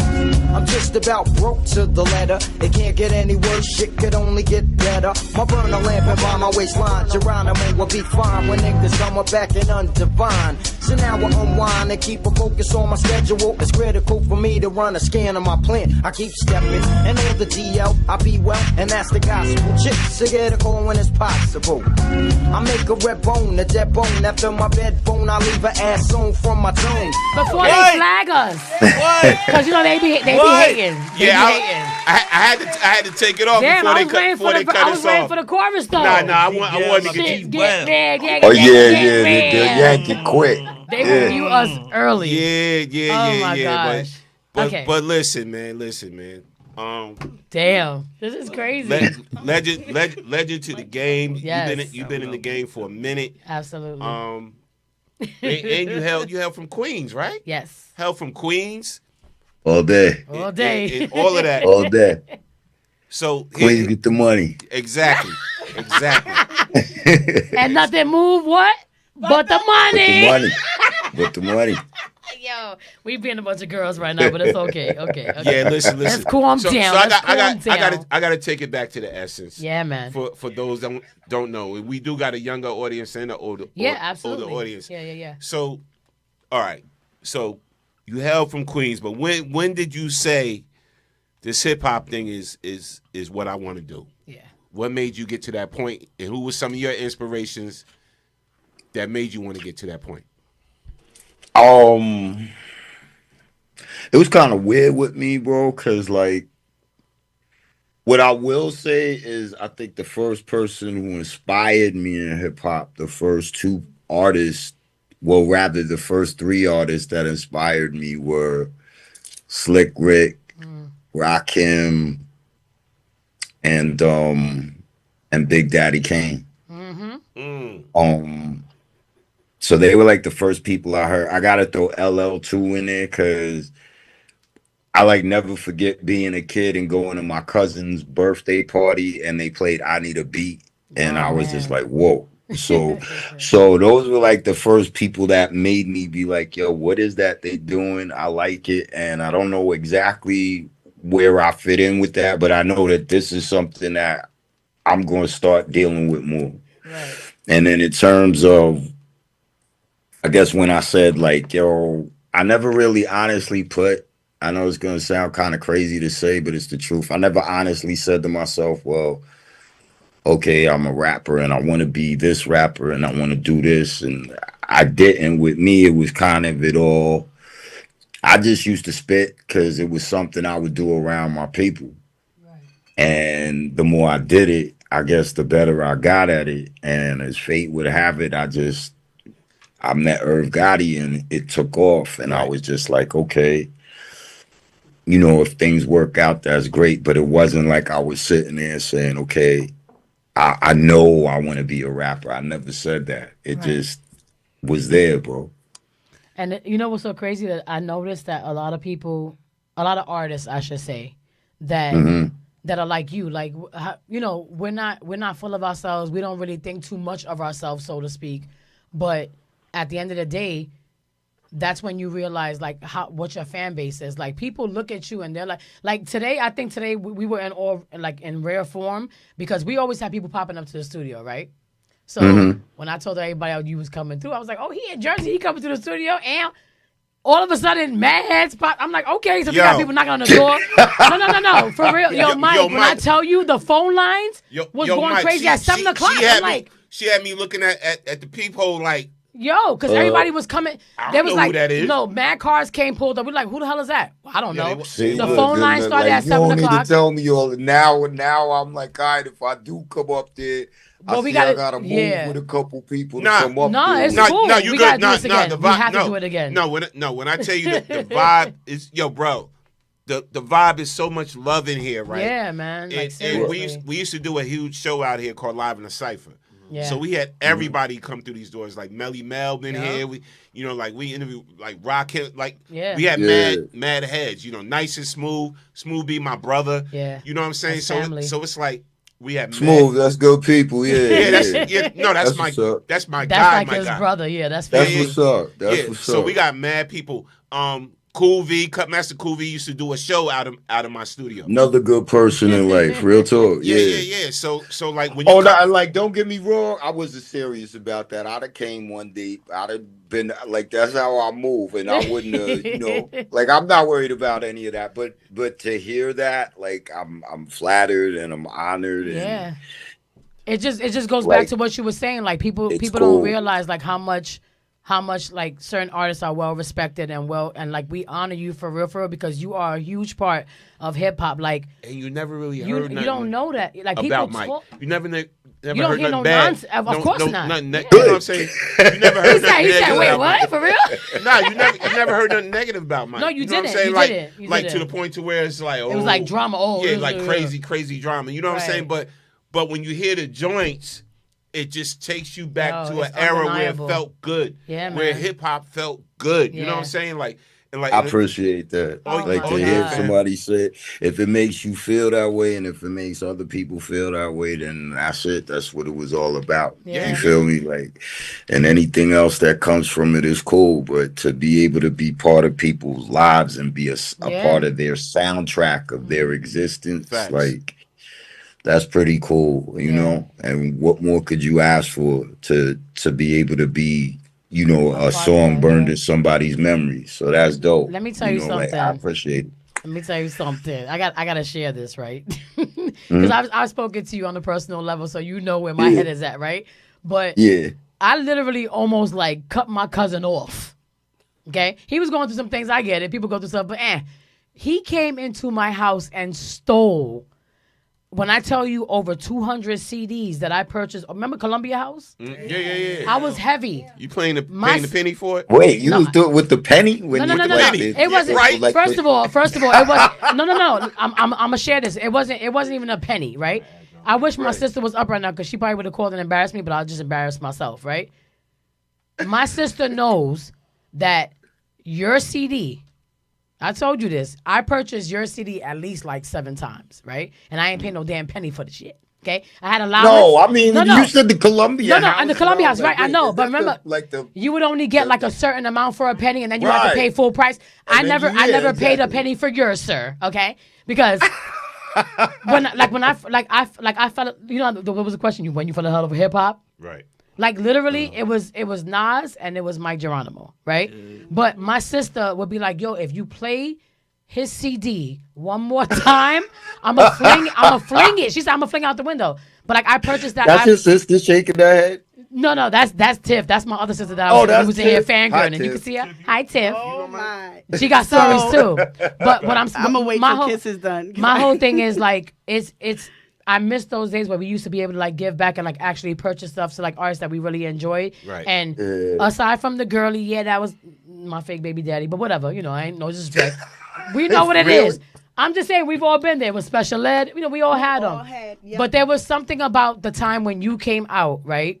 That it gave us like, cause like how we always remember. Didn't we just talk about that last week? I said something about like, oh, I was always into like Runaway guys, right? And everybody's like, oh, you gotta get past that.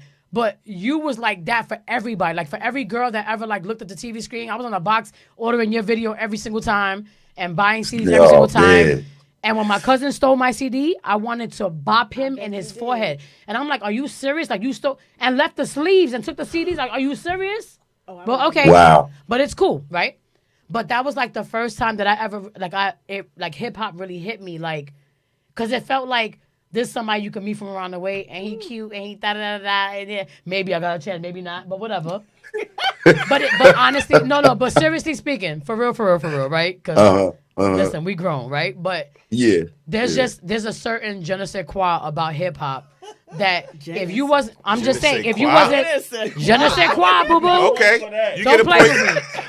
As Jason would say, you get a point for Let that. her talk, her talk. Whatever. Talking her talk. The Let thing her is that talk when her you talk about hip hop, you talk about like pinnacle moments of hip hop that really like stuck out to you. So like, I'm sure you have yours because we're all different age gaps. You know what I'm saying? So like for me, it's funny because I heard Nothing Moves the Money first before anything else. So I'm like, well, who boo boo, right? I'm on that. So then I went back and now I'm doing research and my brother's like, yo, that's my da-da-da. And my brother knows all that stuff. And I'm like, okay. So now I start doing my research and I'm listening to your catalog and I'm like, yo, he's dope. You know what I'm saying? So like to have all this time pass and like I said, today it's funny because we're talking about it, but like to have the interest, like people were sharing it now. And I'm like, this is the most I've seen people share stuff, not ever, but like in a long time. And I'm like, people were excited. Oh, trust me. They was like, you got Mike coming on the show? Like, stop playing. No. Well, listen. That's good. I'm so sorry I couldn't be there in person. No, I we understand. We got time. I was looking forward to it. No, we're gonna invite you back. We still bro. breathing. As long as we got air in our lungs to breathe, we good. No worries. Because Tiffany got a story. I want to tell a story. And now that I didn't know that you was on your DJ game too. Yo, right. So I didn't. No. I actually was doing that way before I was rhyming. Okay. Way before I was rhyming, like when my parents was bugged out because we asked for like a DJ set one Christmas, me and my brother, and they wilded out and bought us like 4 turntables and 2 mixes and 6 speakers and 2 EQs and 2 amps, and we was just looking like, wait a minute. So they bought us each a set. You know what I mean? And then we was like bugging, but the minute that we got involved and we started doing it, and then I think another part of things was, I grew up with Large Professor and I would be in his crib all the time. Yeah. And just watching him DJ and then going to school with a lot of people from Southside, from Queens that was DJs, like, Chucky Madness was a close friend of mine, and Sage and all those dudes, I used to be around all the time.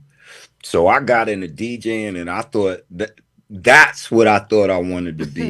And that's what I thought I was going to end up doing. And I would I had all the DMC competitions on tape, and I would watch carefully, and I would watch Clark Kent backspin and cut and stop. Kid Capri was my hero, Action Pack, there's so many DJs, Ron G, Triple C and the dudes,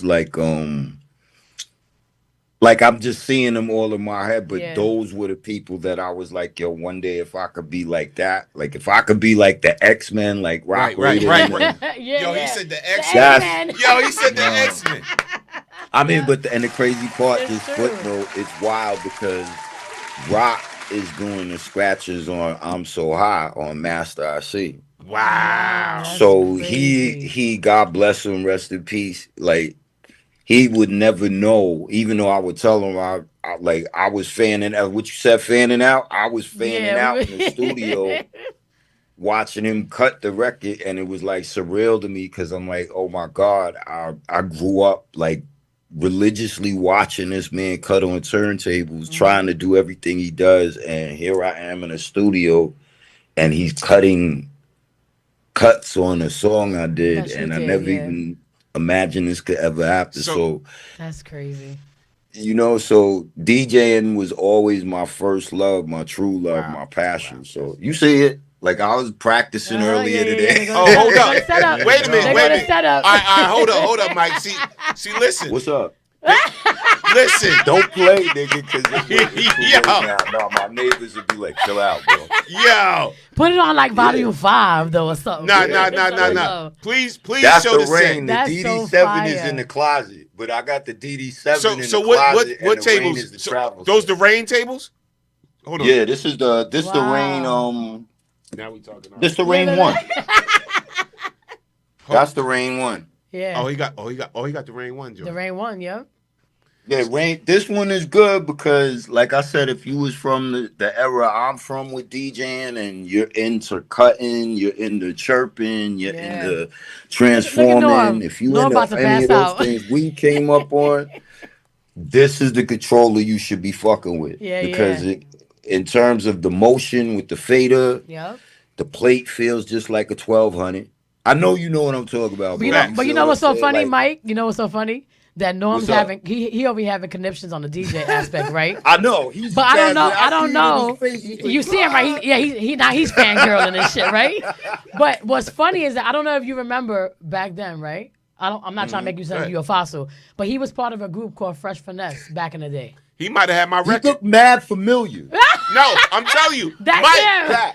Because I'm looking and I'm like, I used to open up for the Jungle Brothers. I'm looking at you and I'm like, yo, we crossed paths. Yes. I used to open up for the Jungle Brothers, and I opened up for Latifah. We did shows together. Okay, for Flavor You, yeah. You know, like Rascals and you don't know, like I don't even got that's family to this day, bro. Yeah. So I get it. So here's the thing. Do you still got you mad bright right now? I love no, it. you don't understand. No, Mike got me upset. What's up? Listen, you still got your 12s? Or no? I don't. My brother does. All right. So look.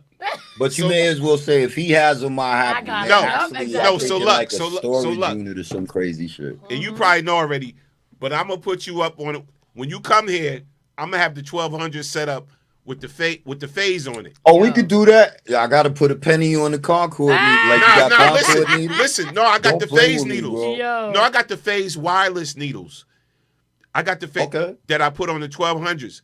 And trust me, any record you want to spin. You don't have to put no weight on the needle? Nothing. Or you could just go? Nothing. He just no goes. skip? Nothing. That's lit. Wait, so last year, right, this past July 4th, Norm had a DJ competition with battle. I'm sorry, with DJ Bukeem. I think you know Bukeem. He said battle, right. You heard? He's like, ain't no battle, nigga. Watch your mouth. Like, damn, calm down. Okay. Calm down. I don't down. want a battle, bro. Like, it was a battle. We don't want no beef, right? I might not. Yo, but not for nothing. So you know, next July 4th, we need to book him to perform. No, and you ain't say nothing but a word. No. I said 5,000 words. Because you know how I feel about this man. Okay, shut up. We're going to shut up. Tiffany, tell your story. Because Tiffany's story. No. Tiffany's story. Because you know what it is? It's funny because, like I said, we've had conversations and we share stuff. The last time I saw Mike was, unfortunately, at Prodigy's memorial service. Right. And he came in. He came in. First of all, I was pissed off because I'm like, I don't even look my best. I got this little bowl cut. I had the cancer. It was going. I didn't even know. No, I didn't even know. My hair was falling out. I had this like crazy dumb and dumb. I gotta congratulate. Wait, but don't say nothing else because before you even finish that says I'm very happy for you getting through your ordeal. Thank you. Don't make me cry, Mike. Stop. I'm not gonna make you cry, but it's you just gotta call it like you said. And I say that because cancer is like very personal to me. Yeah. I lost my mom from cancer when I was a kid, and I lost my dad from cancer. a couple of years ago. I am currently praying for one of my close relatives because she has her ordeal going on with cancer right now. So I know how arduous Yeah. and how draining and how perplexing the things, the emotions are, and the day to day is for people that suffer from it. So just to see you smiling and happy, and you sound so natural. I've never seen you in this light, but you Cause I'm the sound so natural. Stop playing with me. I Stop see, playing with me. I know you get your rolls and your reads and y'all. I see. Is Allure moving around Yeah, again? yeah, we still going. Right. So all right. So I told I'm you. up That's why I on- said we on need to do certain something things. together. Right. Hello. We could. You know Okay. what? If to have an Allure record, that would be cool. But that's another story, and Boy, that's a do not play goal, and with we can me. work that out. No, but seriously, I But to appreciate see you. I to see appreciate you that. go through what you went through, and to see you shine, and to see you as resilient, and you can only get stronger from facing an adversary of that magnitude. You can only come out stronger. No one has ever come out weaker after they battle cancer. So I'm so happy to speak with you, see you, and see everything happening in real time and real motion. And you deserve it. I And just appreciate do you so more much. and keep fighting. And that's it. Thank you so much. I appreciate you, man. For real. Don't cry, Ed. All right. He said, "Don't cry." Woo! I'm a crybaby, but All right. Don't cry, Ed. So Nah, listen. you my I buddy. forgot and what you I was know even that, saying. so, He you just know, threw me so off. it's like, So listen. So He just threw me listen. off. So But you wait, but Tiff you gotta already tell a story. real quick before Tiff tell her story about Uh-huh. Mike. So you already know I'm listening, and I'm listening to the good brother. I feel like I already known him, right? So you know what when they give me the power to do my bookings for and stuff like that for the summer. Yeah, we gotta get them. So you you already know it's gonna be a family thing. Oh yeah. But before, absolutely. listen, I don't want to just leave you out there like that. So I'm going to invite him to the station so he can rock on the 12s. So he can. I know a 211 when I smell one. So you can talk your shit for real. No, I want to make crazy DJ wise. Then you want to publicly try to Right. No. He's like, you gotta Bro, talk your I've shit been in out person. here, bro. Never that. I've been out here, bro. I see the 211. You Nah, understand what I'm again, saying? yo, I I'm feel like so a done. 211. No, never that.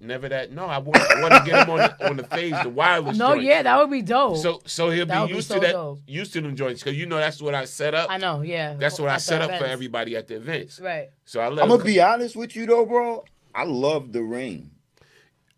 Like I got think you. and it's crazy because I never thought I would be. I remember when I first saw people using Serato, and I was highly offended because we from our era, right? So I But was you said like, the same thing. "What the fuck are these Yo, he niggas said the same doing? thing. Like He said the that's same not exact DJing." thing. That's funny as hell. Right? Like that's the first thing I would say. I'd be like, "Yeah, that shit is not DJing. What the fuck do you mean Right, you're hitting buttons, bro? Like, what are you doing?"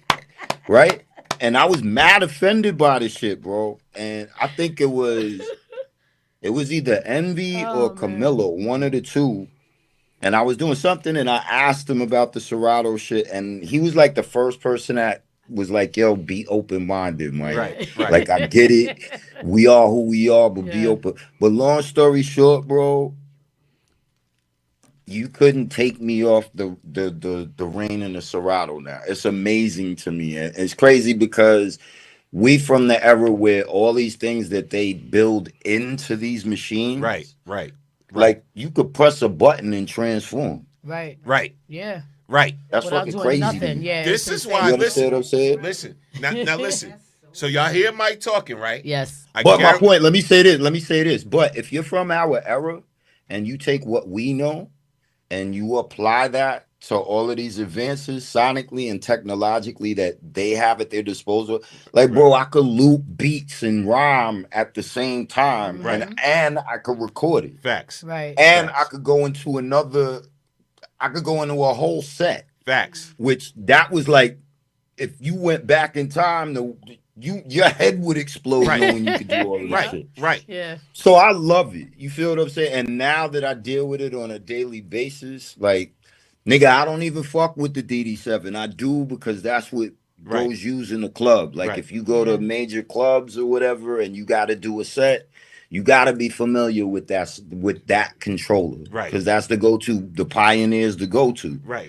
But this, nigga, All right. trying to tell you, man, you might not want me walking down, you might not want me coming out the saloon with this in my gun belt, bro. But Mike, what I'm you trying might to tell be you, in trouble, bro. I got 7 controllers and 4 turntables in the joint. But listen, so when you We come, gotta talk. When you come to the you station, invited me on July, right? bro. But before trust that- me. No, when I tell you, she know my Yeah. word is my word. Yeah. When I tell you, because I want me and him to rock together. Because I told him, I was like, yo, he's DJ. He was like, he what? I would love he to. got mad. I would hype. love to. Yeah. Wait, I gotta shout out YNVS DJs, the whole squad. Shout out to Shampoo. Pooh, I'm on my job, bro. All right. So I had to Oh, wait, shout but- the entire squad out. Real quick before we get to Tiff, can you tell everybody your information for your Twitch, where everybody can see you like actually? Oh yeah. I think now our squad does Twitch on Tuesdays and Thursdays. Okay. But we kind of all alternate, and there's like a shitload of us. So I don't do it every Tuesday and Thursday, but when it's my turn up, they'll promote it the week ahead. Okay. But we're on Twitch. You could go to YNVS DJs on Twitch. I have my own Twitch. What is that shit called again? Oh, Mike Geronimo Twitch, whatever. What's that shit called? Me? I'll be following that. Yeah. So I mean, me on my channel, I just have to like these spontaneous moments where I'm like, fuck it, I'll live stream and you can watch me do what I do if you want to or not. Okay. And then I go on IG occasionally, and I started doing blends, and people kind of dug them. So I made it a point, like at least one Sunday of the month, I'll do a blend. I'll post it on IG. People can hear it, and I think I'm supposed to start like a mix download. So that's what's on my agenda over the holidays. But my first mix download that I'm releasing to the public, I'll be doing it during the holidays. Oh, no doubt. See, I already know the truth. Once he mentioned the DMC, I know, because a lot of cats don't know about the DMC. Yeah, they don't know that, bro. Yeah. So look, I got one for you. So if you was watching DMC, so do you remember DJ Cheese? It sounds familiar. I remember Qbert. I remember Clark Kent, definitely. It was another light-skinned dude, and I used to confuse him with Clark Kent because he called himself Superman, and I can't remember his name. Yeah. Yup. Light-skinned dude, kind of stocky, but he was nice. Yes. He was super nice. Yeah. I remember the X-Men, of course, like all of them. Yeah. I'm trying to think. It was another West Coast dude, not Qbert, but it was another dude from the West Coast that was crazy. And at that time, it wasn't a lot of West Coast dudes in the DMC. Right? It was all New York The dudes. fact that he mentioned the DMC, you gotta understand, bro. I have fun with it now, right? I have fun with it now. You know, I make But money DJ with Cheese sounds mad familiar. No, I'm telling you. When I show you, I'm gonna send you the clip. Right, I got a Okay. DMC clip with him. He was the first world champion that brought scratch into the DMC. Okay. So like a lot of cats know him. Like he battled Jazzy Jeff, all of that. And, Right. But Cheese is from my town. Jeff was absolutely crazy back in the day. He Jeff was- is still Yeah. crazy. He was sick. Like He I was. watch his stream. Yeah. And he's still amazing. No. He's sick with it. He's sick with it. But the fact that we sit up here talking about DJ and whatever, because listen. I'm older now. I just like playing joints. But right? you know what makes me So mad I about don't you? I don't do a lot of the turntablism that I used to do. It's back not in the that day. game now anyway. Right. These kids don't want to hear that shit, exactly. bro. They don't, but we don't care. You know what's so funny? They don't want to They don't hear wanna you hear cut a record for like 3 minutes. You Right. should like now you play, maybe the first verse, going into the first bridge, Chorus, into the bridge, first whatever, hook, and they done. and you transition into the next joint. Facts. You But know, so I Not get for it. not for nothing. You know what's so crazy? What? Because I'm sorry. I'm kind of proud of myself for this one. I will give a bag, right? Right. What's crazy is that I talk to this man almost every, because this is my family, right? Like Right. he reaches out when I'm going through shit and nobody knows it, but he was like, yo, you alright? I'm like, no, don't lie to me. I start blubbering, right? Right. I know how much hip hop means to him, right? So I've been telling him from the very beginning. I said, "Yo, I spoke to Mike Geronimo, right? This was like half a year ago." I'm like, "We know he's busy." He's da da da. I said, "But he said he wouldn't mind coming to the show, right?" And I said to him, "I said, I'm sorry, I've been a pain in the ass." He was like, "No worries, right?" So the reason why I wanted this so bad wasn't just for me, maybe, right? It wasn't just for Tiffany. I'm a sip. It's whatever. I don't care no more. Shit, I'm 48. What I got to lose, right? Whatever. No disrespect. No, because he has a beautiful family. So please, nobody, don't start your shit. Like, for real. Right. Right? So, Norm is an amazing DJ. He's an amazing person. He's an amazing friend, father, whatever. But he's also, first of all, he's responsible for Total. I don't know if you know that. Okay. Total was underneath his wing before anything ever happened, and he's the reason. I'm telling you, I know your face, bro. Right? No, Like, it's almost like I could look at you and see then now, like, or right. see, like I could see us talking. Are back you then. shaking? Stop your shit. Yeah, okay, yeah. But my whole thing is this, right? Like, I know he's hip hop, he's a DJ, he's all these things, but when the first time that I saw you again was at Prodigy's memorial service. But this was prior to me like catching wind of you actually DJing. So I'm like, damn. So then when we got the show, we've been doing this for like 12 years now. So I'm like, he needs somebody like that who can be on the show to like kind of give him incentive because he don't want to produce no more. Don't say nothing. Don't say nothing, sir. Right? He's an amazing producer. But I wanted this because I felt like it was gonna like unleash some type of fire. Because I see the sparkle in your eyes, sir. Everything happens for a reason. It happens for a reason. Everything happens for a reason. But what's crazy is that I mentioned you to somebody like 2 weeks ago. I think it was my cousin. Right. And he was like, yo, I haven't heard his name in a mad long time, blah, blah, blah. And I play his joints, whatever. I was like, yo, you know, he DJs now. He's like, yo, for real? I said, but he's been doing this since before. Because I remember an interview and like probably...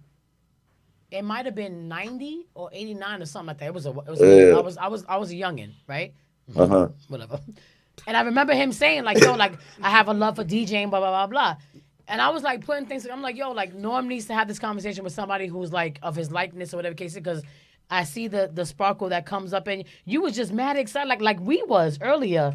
You know what it is, Norm? And I love this. I love this camaraderie.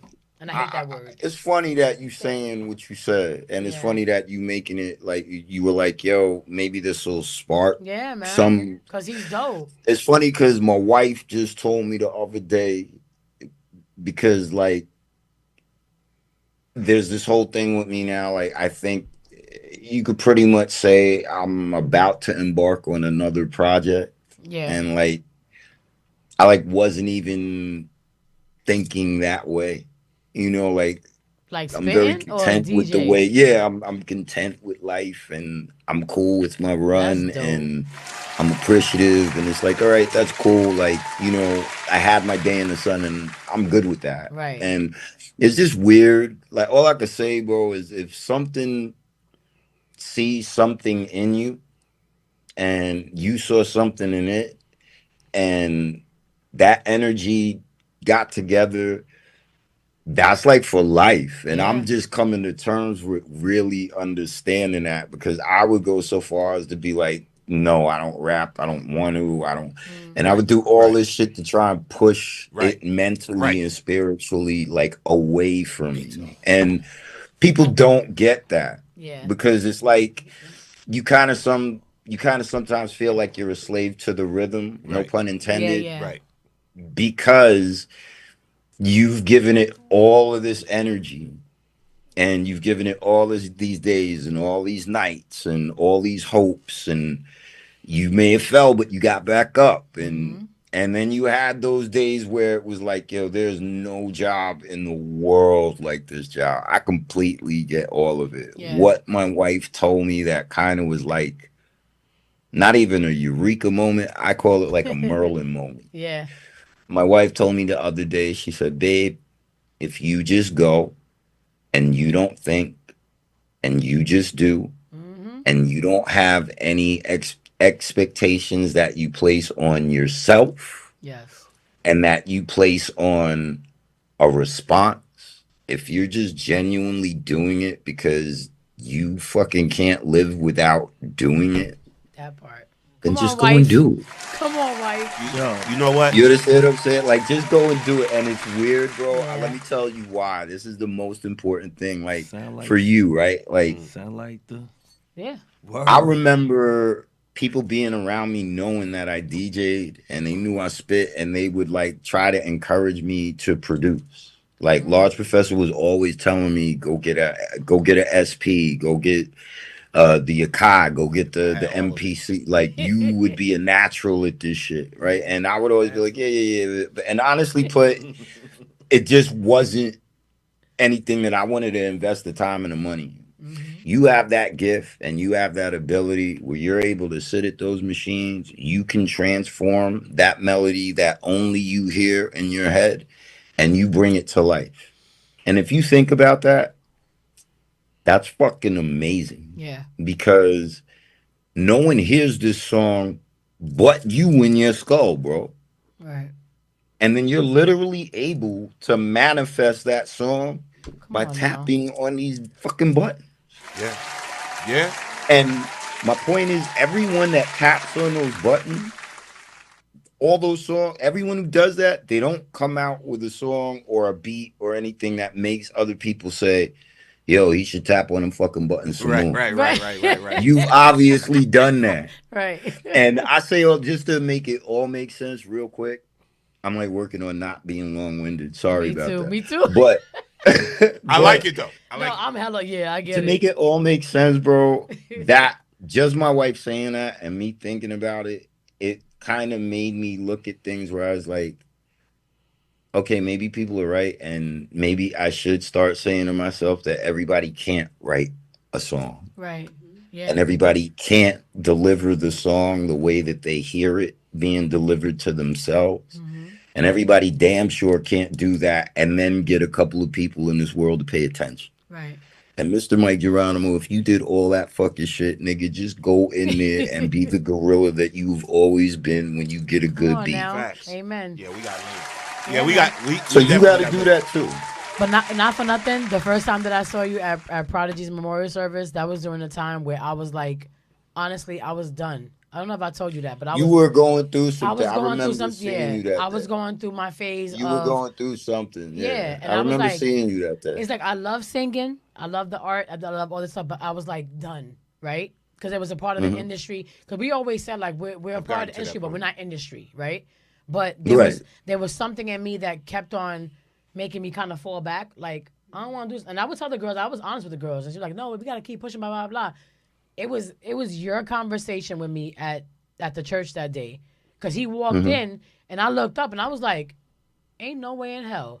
Because at first I'm like, because my whole thing is like, all right, yeah, TV, but I've never met him in person. So I'm like, so he walked in and I was just like, you ever had a That's So Raven moment where everything like rewinds? And I was like, I see, and I'm sitting here drooling and shit. I'm like, wait, that can't be my boy, right? But then he came in. And I was like playing double dutch. Like I think I called you that day, right? I said, "Yo, you did." I think I see Mike Geronimo coming in. He said, yeah. "You speak to him?" I said, "No." He said, "Girl, if you don't go over there and speak to him," I was like, "But Mike," I said, "No." I said, "No." But what if he be like, "Get the fuck out my face"? At a funeral? At a funeral, but I mean, because you never know what people are going through. I'm just saying. I mean, I would at least if I was having that kind of a day, it would not have been at a funeral. But the thing was that. But I don't have those days. No, I know. But Norm was like, "Yo, go, like talk to him, like talk to him." And you walked towards my seat, and I think I remember I said, "Hey," and you were like, "Hey, what's up?" And you said, "Why you look familiar?" I said, "With this hair," because I made a joke about my stupid ass hair. And then we spoke. Yeah. And he was like, "Yo, like I know," and we embraced, and he gave me a hug. We took a picture, we flicked it up.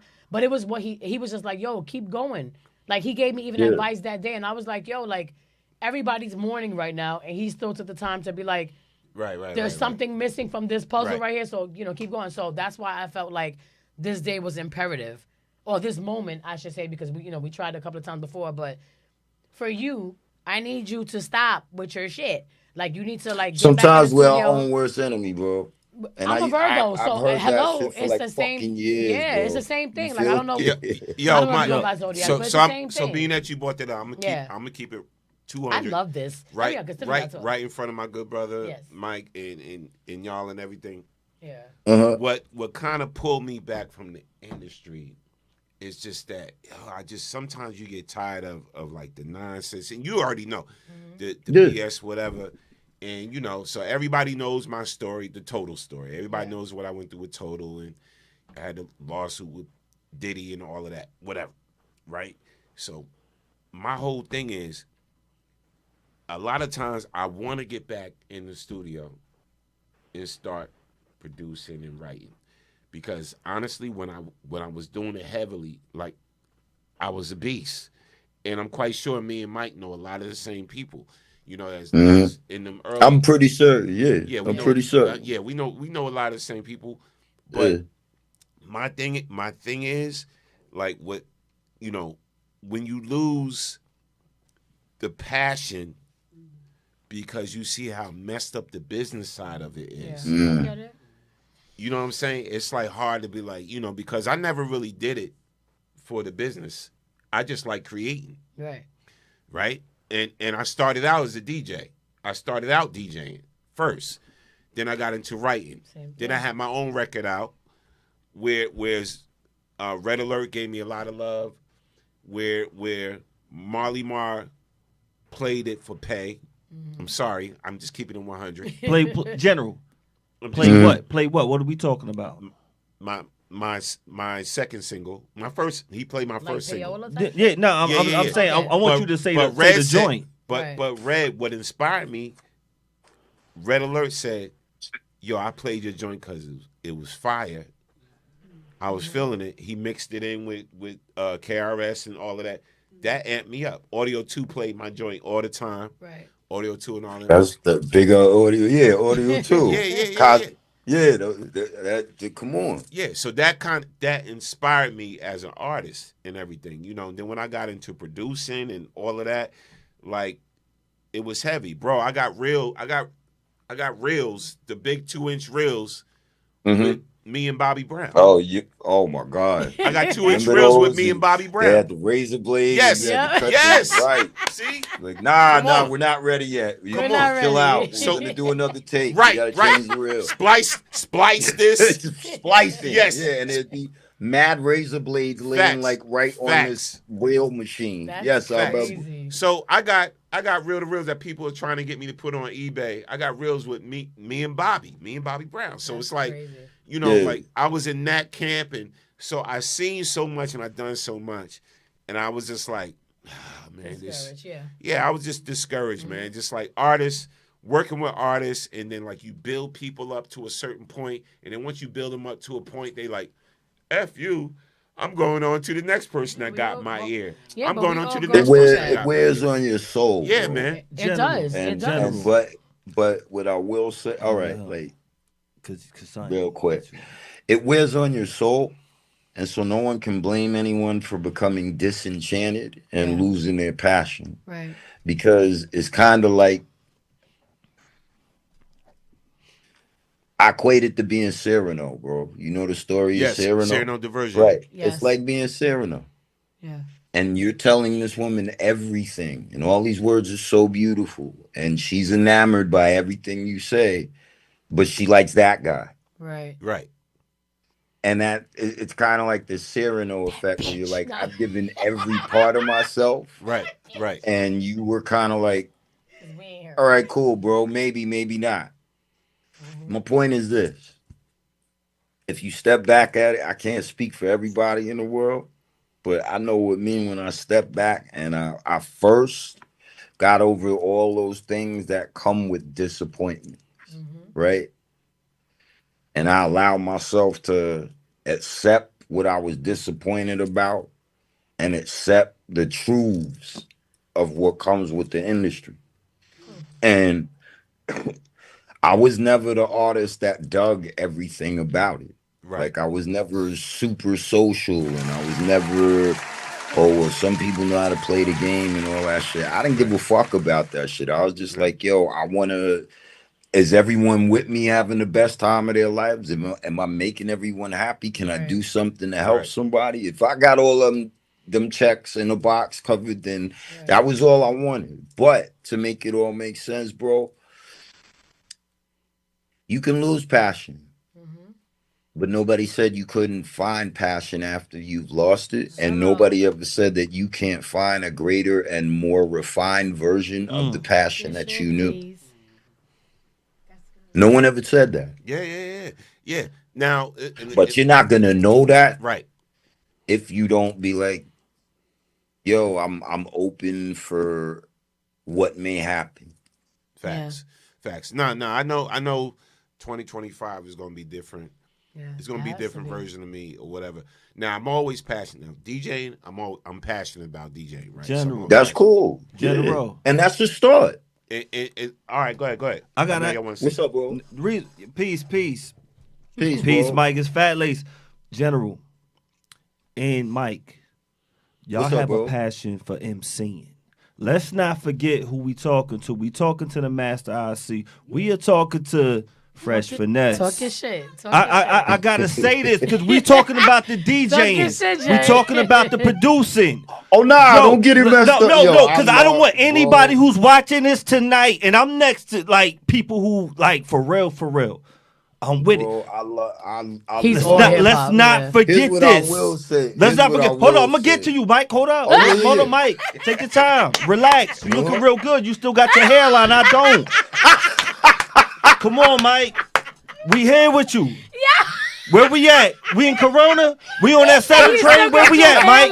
Mike, where we at, baby? Yo, you annoying. I am rocking with the best, and I'm rocking with the General. And the General had one of the dopest shows, and he could put it on anytime he want when he's talking about Live in the Cypher. Live in the Cypher, one of the dopest hip hop shows ever to be, ever. Now,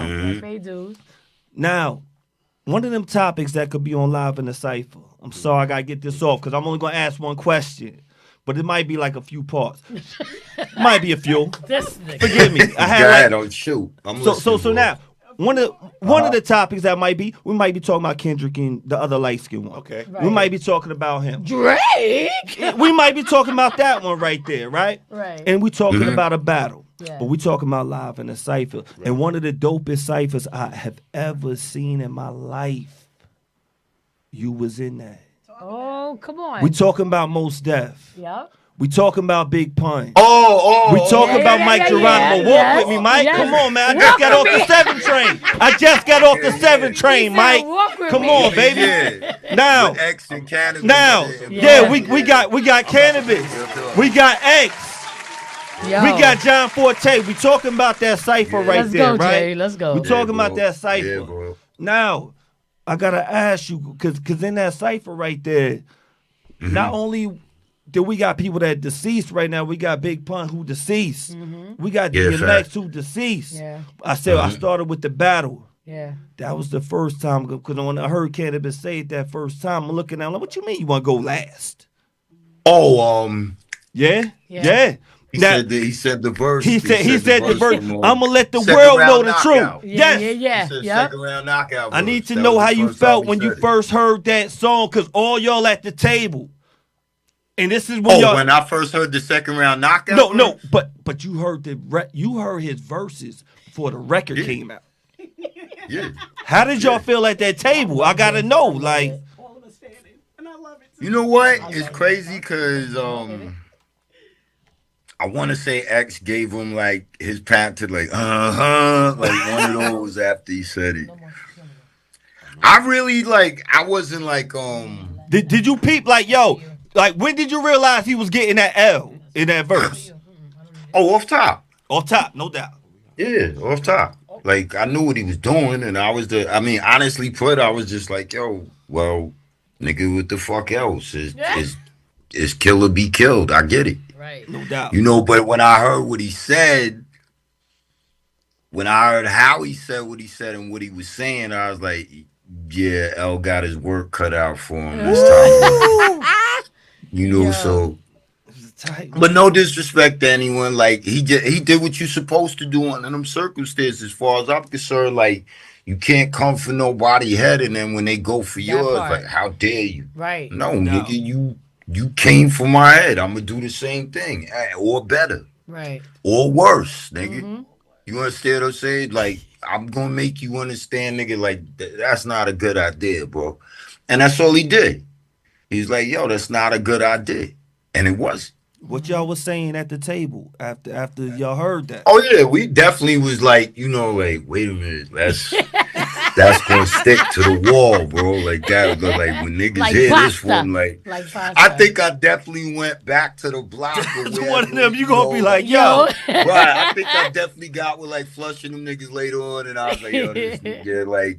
But we knew Cannabis because he used to be around Cheeks and them. No doubt.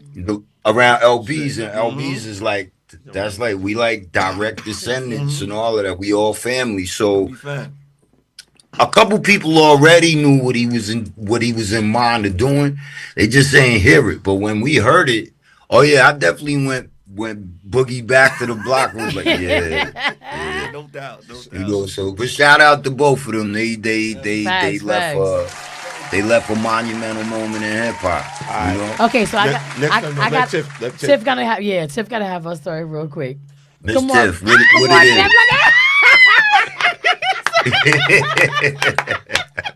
The first What's up, time that I don't know if you remember, the first time that I've like really, you know how you said that you had your first, everybody had their first mic experience. My first mic experience was for my Click Cash Money Click video. Yeah.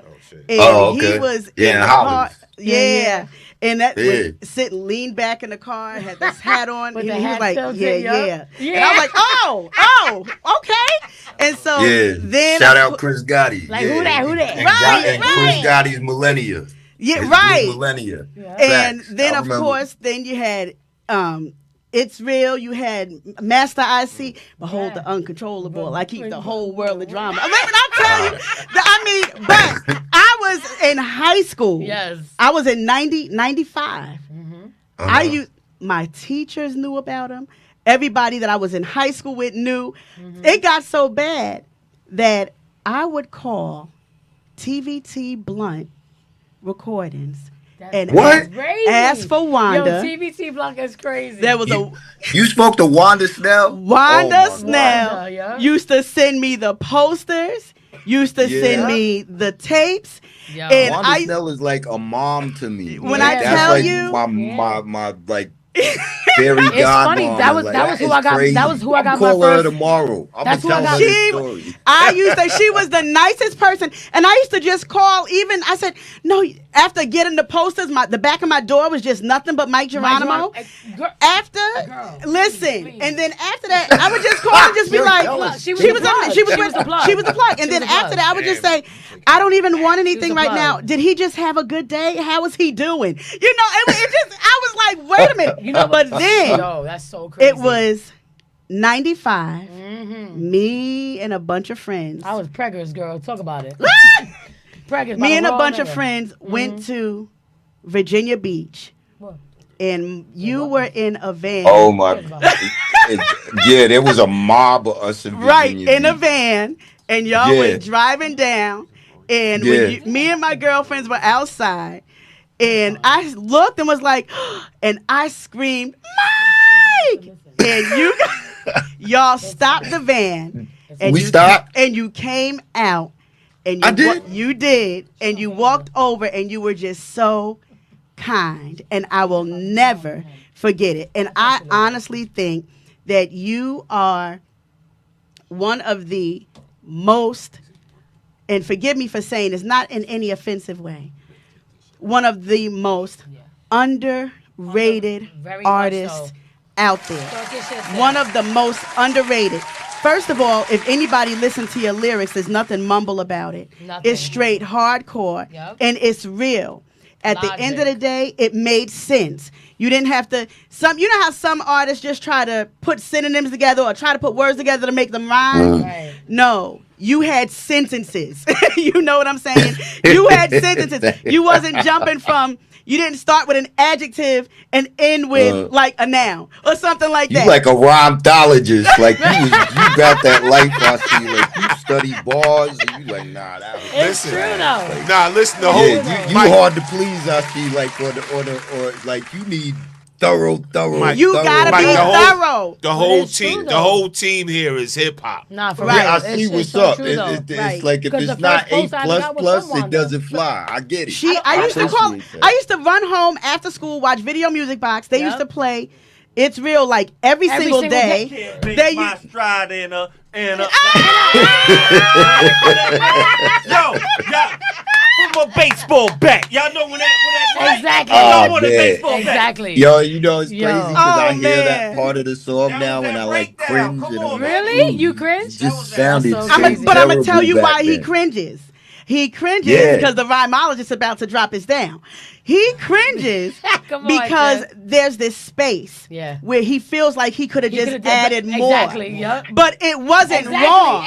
It's not wrong. Wow. But it just feels Wow. like, okay, you know what? I could have just did this and hit it a little harder and then had something else with it. But it was still dope. It was still dope. We to was like, us.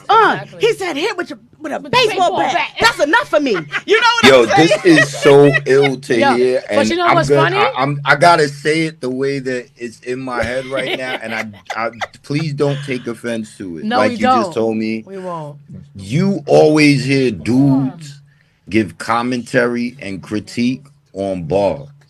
It is very rare that you hear females talking the way that we talk about how a song is structured, how somebody's delivering a flow. Like, so to hear you say this to me is like, I've never experienced. Wow. You know what's so funny? That me and Tiff, like, that's cool. me and Tiff Thank have had you. conversations about music, period, hip hop. Oh yeah. Oh yeah. We've had conversations all the time about, you know, we always have music going through our veins here. But today, when you first came in, I was like, it's so crazy. Everybody here, blah, blah, blah, blah. I said, you know, he's supposed to come in, but his baby's here. She's like, because you don't understand, and da-da-da-da. And I was stalking. And I said, you know? I was stalking. Wait. I was Wait, hold up. Before you even say anything to mess it up, Jason. Why are we talking about what the? But calm down, bearded one. The thing is, right? Look good on the screen though. You know, no. Wait. No, My for hairline real. don't look good on the screen though. Your hairline been gone a minute. Just calm down. He still has his. We concentrate on the hairline right now. Security. Listen, no security. He still has his hairline. The point is, I'm playing. when you came in, right? Then I said, yo, I thought I was the only one. And not to say that I've never heard of anybody who liked you or like was a fan of your music or whatever, but I felt like I was the only female. For like 30 years, 40 years. I was like, my Geronimo. My sister knows, because when I told her, she was like, he said he gonna do the show. I was like, yeah. She was like, I was like, girl, he married. Stop your shit. She's like, no, I'm just saying. No. But she was like, no, but seriously, like, he's gonna do the show. I said, no, he said he would, but I don't know when. And when you came in, right, we was going like Kids, we was doing it. Because the first time I ever met Wanda, I forgot where I was at. We were at it was like a block party of some sort. And it must have been an event because Wanda Snell would like she would go everywhere, relentlessly everywhere. It was in Harlem, everywhere. but it was in Harlem, and I remember I think I was in front of the State Building, and I went with one of my friends or whatever, and supposedly somebody said that you were supposed to be there. So my mother, okay, so fun fact, right? I was always on punishment when I was a kid, and not because hear me out. You know, Hear me out.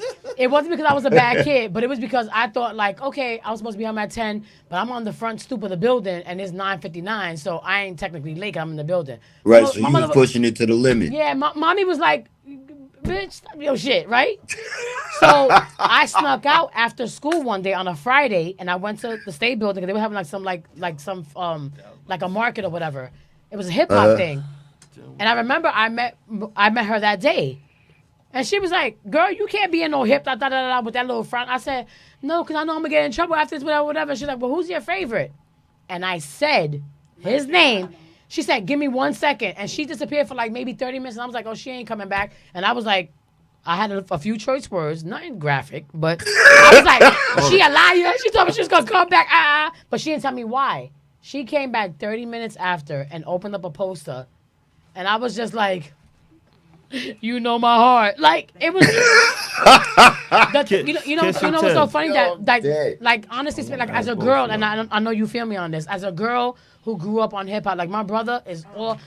shout out to my brother Tony. I love you to death. He's all like Scenario is one of our favorite songs. Every time it comes on, we go bar for bar and we hit it. Right. Kiss. But like, yo, like he knew, like Kiss, can there I was ask only you one this? person. No, because you don't even have your hairline no more. I can't even I speak to don't, you. but Kiss. Oh my Kiss, God, I want to know. Okay, wait. Hold on, Kiss. Wait. You can talk to me. Maybe but I'll I'm gonna look come over up here. But no. Talk to me. But you gonna look over there. I I'm gonna want look you to look over over there, and I want you to look straight at him, right? You don't gotta tell me the shit. Yeah, so Boy, look I'm at here. him. You know. Bye. Talk, What I Jason. want you to envision right now. I'm envisioning. It's one of the dopest chains that I ever see hit it. the game. Yes. In 1995, Yes. Y'all have never seen that Mike Geronimo Yes. chain with that piece. I'm and sorry. That Oh, now you want to look at me. Oh, That's now you want crazy. to look at me. Yeah. Now, I'm yo, sorry. Mike, now they want to look at I'm me sorry. now. They want to look at me now. Just a few questions ago, ain't nobody want to Hold hear up. what I had to say. Hold up. I'm joking. Now, Hold up. they want to talk to I me gotta now. make- I That gotta Mike make- Geronimo chain was that chain. Yo, your chain up. stayed on their brain. Hold up. That's what happened. I gotta They did make- not forget that Mike Geronimo chain. All right, hold up. Ain't nobody had that piece. Let's be all the way clear. I gotta make an It wasn't a executive Jesus decision. piece. It was a Hold Mike on. Geronimo piece. Hold on. Talk Yeah. about it. Hold up. Yeah. Talk about it. I gotta make an Yo, son, executive. that's real. Let's talk about it. Listen. It's That's real. real. I had that That's album. That's one of the first tapes I bought with my own money. In '94. Who's I'm in fans eighth right grade. now? That you Look. and Now I listen. always was like, I'll let Mike talk. I think when I Talk got about it, I that don't chain. realize what I did. That's what I'm You saying. Like you, understand what I'm saying? like come on, because like, you it gotta give yourself happened props. so fast. Like I was at the label, and then they were like, "Yo, you're going to the Diamond District," and I was like, "Why?" And they were like, "Yo, we're gonna do it." I was like, "We're doing what?" And then the jeweler was like really meticulous. Oh yeah. And then he kept telling me, he was like, "I'm just indulging because I don't talk like this about like." But you have to. But like, We you here. the hell We here. with You with it. family tonight. Because just So like he Nas kinda, had like, his was Queens showing Big me the Preach. stones, like Yeah, he was preach picking it. the Alright. stones up with the tweezer, Yeah. and he was showing me the stones, and he's like, "Do you know what these stones are?" And da da da, and whatever he said, I was like, "Yeah, okay." And he's like, "You don't get it. When you leave here, you're gonna be very happy." Yeah. So I say all of that is to say he must have been right Oh, yeah. because it got a lot of, I guess, compliments you could say. Absolutely. Yeah, man. So much so that like, you know, like people around me that knew me, they would be like, "Yo, you know, like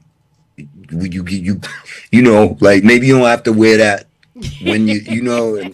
But I was just a young knucklehead, so I did. You feel what I'm saying? And I was always good wherever I was, so it didn't really bother me. But it must have done what you, and to hear you say that, just Yeah, man. So that's look, kind of crazy.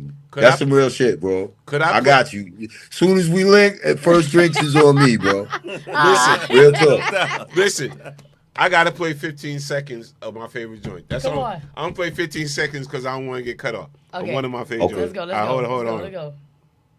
We got this. Shine, boss to a T. Ask yourself, can you ball like me? It's nothing that an amateur could try to see. Even hosts with the most step carefully. Around me, abide by the rules, you know. Disturb my groove and you got to lay low. Geronimo will have it in the cut, hawk tie. Fucked up, staring at gas from both sides. Pimp that shine, boss to a T. Ask yourself, can you ball like me? It's nothing that an amateur. Where we going, General? Yo, hold on. Yo. That's We were just talking about that video, right? Me and Tiff was like, We it's all crazy because like when Shit's Real came on and all the other joints, we was like, Thanks for giving me like the easy topics for people to discuss at this No. current moment in time. it's all good. It's all good. It's all good. I felt that one coming. Yo, but Tiff, did we say No it? pressure here, Bro, You know? bro, please let us know when you can come into the station. Yo, we gonna have, for real. You think we having fun now? Listen, you think we having fun now? When you come into the station, bro, it's such a family vibe. Listen, you could bring whoever you want. Yeah, for real. Whatever. I have something set up for you if you want to rock. You know, with the DJ equipment. Yo, I'm going to definitely come up there. I got you. Yo. Wait, but I just thought about it because y'all played that, and then I said what I said. Public disclaimer right now. I don't know about nobody's fucking party. I didn't go to nobody's goddamn party, nigga. And with me, it was always G. The end. Yes. That's it. What did we say earlier? Yo, The did we end. say that? We said that earlier. Can I be honest with you about something? Please. So What's up? when that was good for the radio and for the ladies. And for the ladies. Yes. But it's something about It was that what Mike he and added- Tim's yeah, man. with the Carhartt. He had his hat on. You know You know what it that kinda was? deal. And first of all, so here, just so all things are just put out there. He didn't want me to do that beat. Who? He actually had another beat that was way more street picked out for me. And we was sitting in Daddy's house, and they had a room where it was kind of like it was like a van, but it had a real Like at van Sony. audio Like at system in it. Sony. Yeah. Right. Yep. So you could hear how it was sounding in the In the car, car. and I was just taking CDs the Hitman had did beats on, and I was popping them in, listening, and I came across that beat, the Nothing Move beat, and I was like, "Yo, I like this shit," and he kind of was shocked. He was like, "Really?" And I was like, "Yeah, who's it?" He's like, "Well, nah, that's for LL." And it And I was like, didn't we just say that? We just said it sounded like some LL. so that beat originally was made for LL Cool J. Wow. And I was the one that told him, I said, "Yo, I like it." And he was like, "Yo, you want to fuck with this?" And I was like, "Yeah." And he was like, "Wait, let me play you what I." And he played it, and it was cool. Don't get me wrong. It was cool. It was some street shit.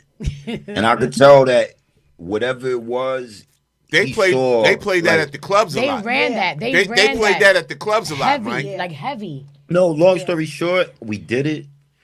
I think for him, he was like kind of surprised, but he was excited because he's like, "Yo, Mike wants to try something that's a little bit bigger than what he normally does." Right. And I kind of knew that it wasn't going to be accepted by, like, if you like Master IC, you wasn't going to fuck with this. Right. And if you like Shit's Real, or if you like the album cuts from The Natural, this was not that. Right. But you know what it was? It was that was that crossover moment where they wanted to take you from the roundaway guy that all the girls love, because we did. Right. Did we? And do. And did and do. Did and right? do. So that was like the we gonna take the gritty.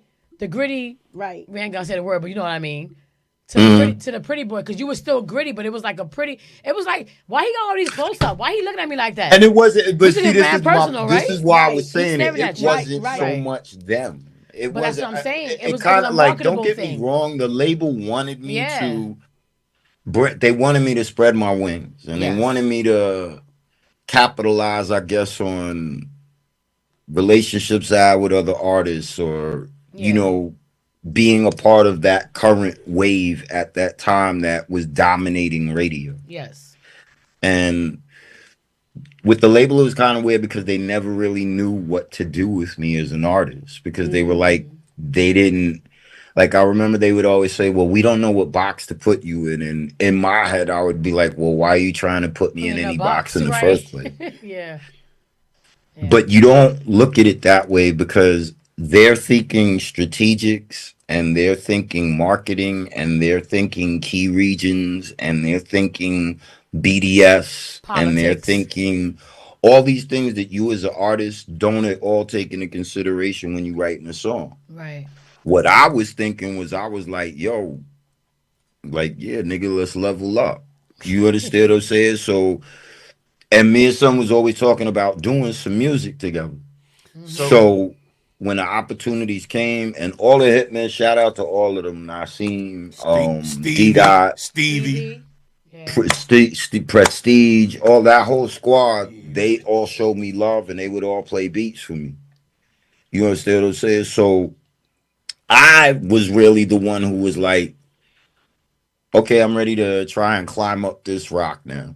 Yeah. And for the label, they kind of were like not prepared for me, I guess, even doing a song that was like, I mean, you knew it was going to be on radio when we did it. We didn't know how big or small the impact would be, but I did know, we all did know that, minus all the things that you just would be like, that's a no-brainer, we knew it would have an impact, and that's what we were shooting for. And it was kind of difficult for me, bro, like on a personal note, because I didn't want to disappoint my core fans. Right. I didn't want them to walk away from me. but I didn't want to be a bird in a cage. And sometimes the public doesn't understand that you don't want to be a bird in a cage. Right, right. And Yeah. So you just got to understand everything you do is not going to be appreciated by all, and that's okay. So commercially, what do you feel was your biggest song? Commercially. Oh, hands down, it was that song. Yes. Like commercially, it was that song. Like the amount of spins I was getting per week was insane. Like I didn't even like it was insane. But but the streets was still rocking with the shit's real. Yeah, of course. Yeah, exactly. And that's why I'm saying I would feel the direct blowback from the choice of not wanting to be a bird in a cage. I would, I would always get the, yo, son, now you let this nigga put you in the green suit. Or, yo, son, why you got a fisheye lens and you look crazy in the video? And, yo, son, didn't we you don't say even that? dance. We spoke about that. We spoke about that earlier. We were like, that was like, and all these that was things, the 90s. And I knew it. Yeah. Like, I knew it. Yeah, You that understand what I'm saying? But I had definitely to tell, was 90s. Oh, yeah. The thing is, what people don't understand about the industry so much is you're not just an artist, you're a politician. That part. Hello. So you have to know how to do damage control for all of these events that you have to know how to do damage control, and you also how to know how to keep your eye on the prize and how to kind of Stay true. diplomatically reassure your core audience, like, I didn't abandon y'all niggas. Right. I know what I'm doing. Your core is gonna, and you have to, and there's got to be a way where, Mike, I gotta ask you. Because we talking about like being recognized, and we talking about a core audience. You was recognized by somebody who you never thought would be your core audience, was one of the biggest people in entertainment and music history, who passed away this year. We're talking about Quincy Jones. When Quincy Jones comes up to you, can we talk about that moment there? My wife just said that like a couple of days ago too. She's like, "Babe, please, you met Quincy Jones." We all had. Like all y'all got. I don't have it. Oh, we got one. I got one. one. So all y'all could talk about it. Like I got it. I'm here with serious y'all. Quincy Jones story. I'm here with y'all. Let's hear Mike's. Yeah, let's hear Mike's. No, I mean, what, the story? Yes. Like, everybody doesn't know this. Hold up. Everybody doesn't meet Quincy Jones. Let's be clear. But I'm with two other people. This was years ago, and they had this. It was called a symposium. I believe that's the term. Yeah, that's what it was. Yeah. And it wasn't just me. It was like a bunch of artists. I remember Suge Knight was there. I remember Jermaine Dupri was there. The Brat was there. General Colin Powell was there. Salute. And that was like the person that I met that day. Like, I didn't even say that. Like, to meet Colin Powell, it's crazy. To me was like everything. My dad was in the military. I had lived on Fort Totten and Bayside. Like, so I had a respect for General Colin Powell that like maybe my peers didn't. Right. You understand? Because I understood, like, you don't get it. This guy is like the head Indian chief. Facts. Yeah. Actually, him and Quincy Jones were seated next to each other. And I remember Flush and I were kind of we were either behind them or in front of them. And I forget how he started talking to me, but I remember him mentioning the album, The Natural. And he was like, "Yeah, I like your album." And I guess I did this look where I was like, "You're fucking right. You don't want my fucking album." Like, stop, nigga. But no, his son is named QD3. Yeah. Yep. He was up on all the hip hop. QD3 is a producer. And he was a producer. I don't know what he's up to these days, but shout out to QD3. Yeah. And his dad told me that he played my songs a lot. Around his dad. And then his dad had said one of the titles from one of the songs where I kind of was like, well, you would only know that if you were looking at the album. So it was just all surreal to me.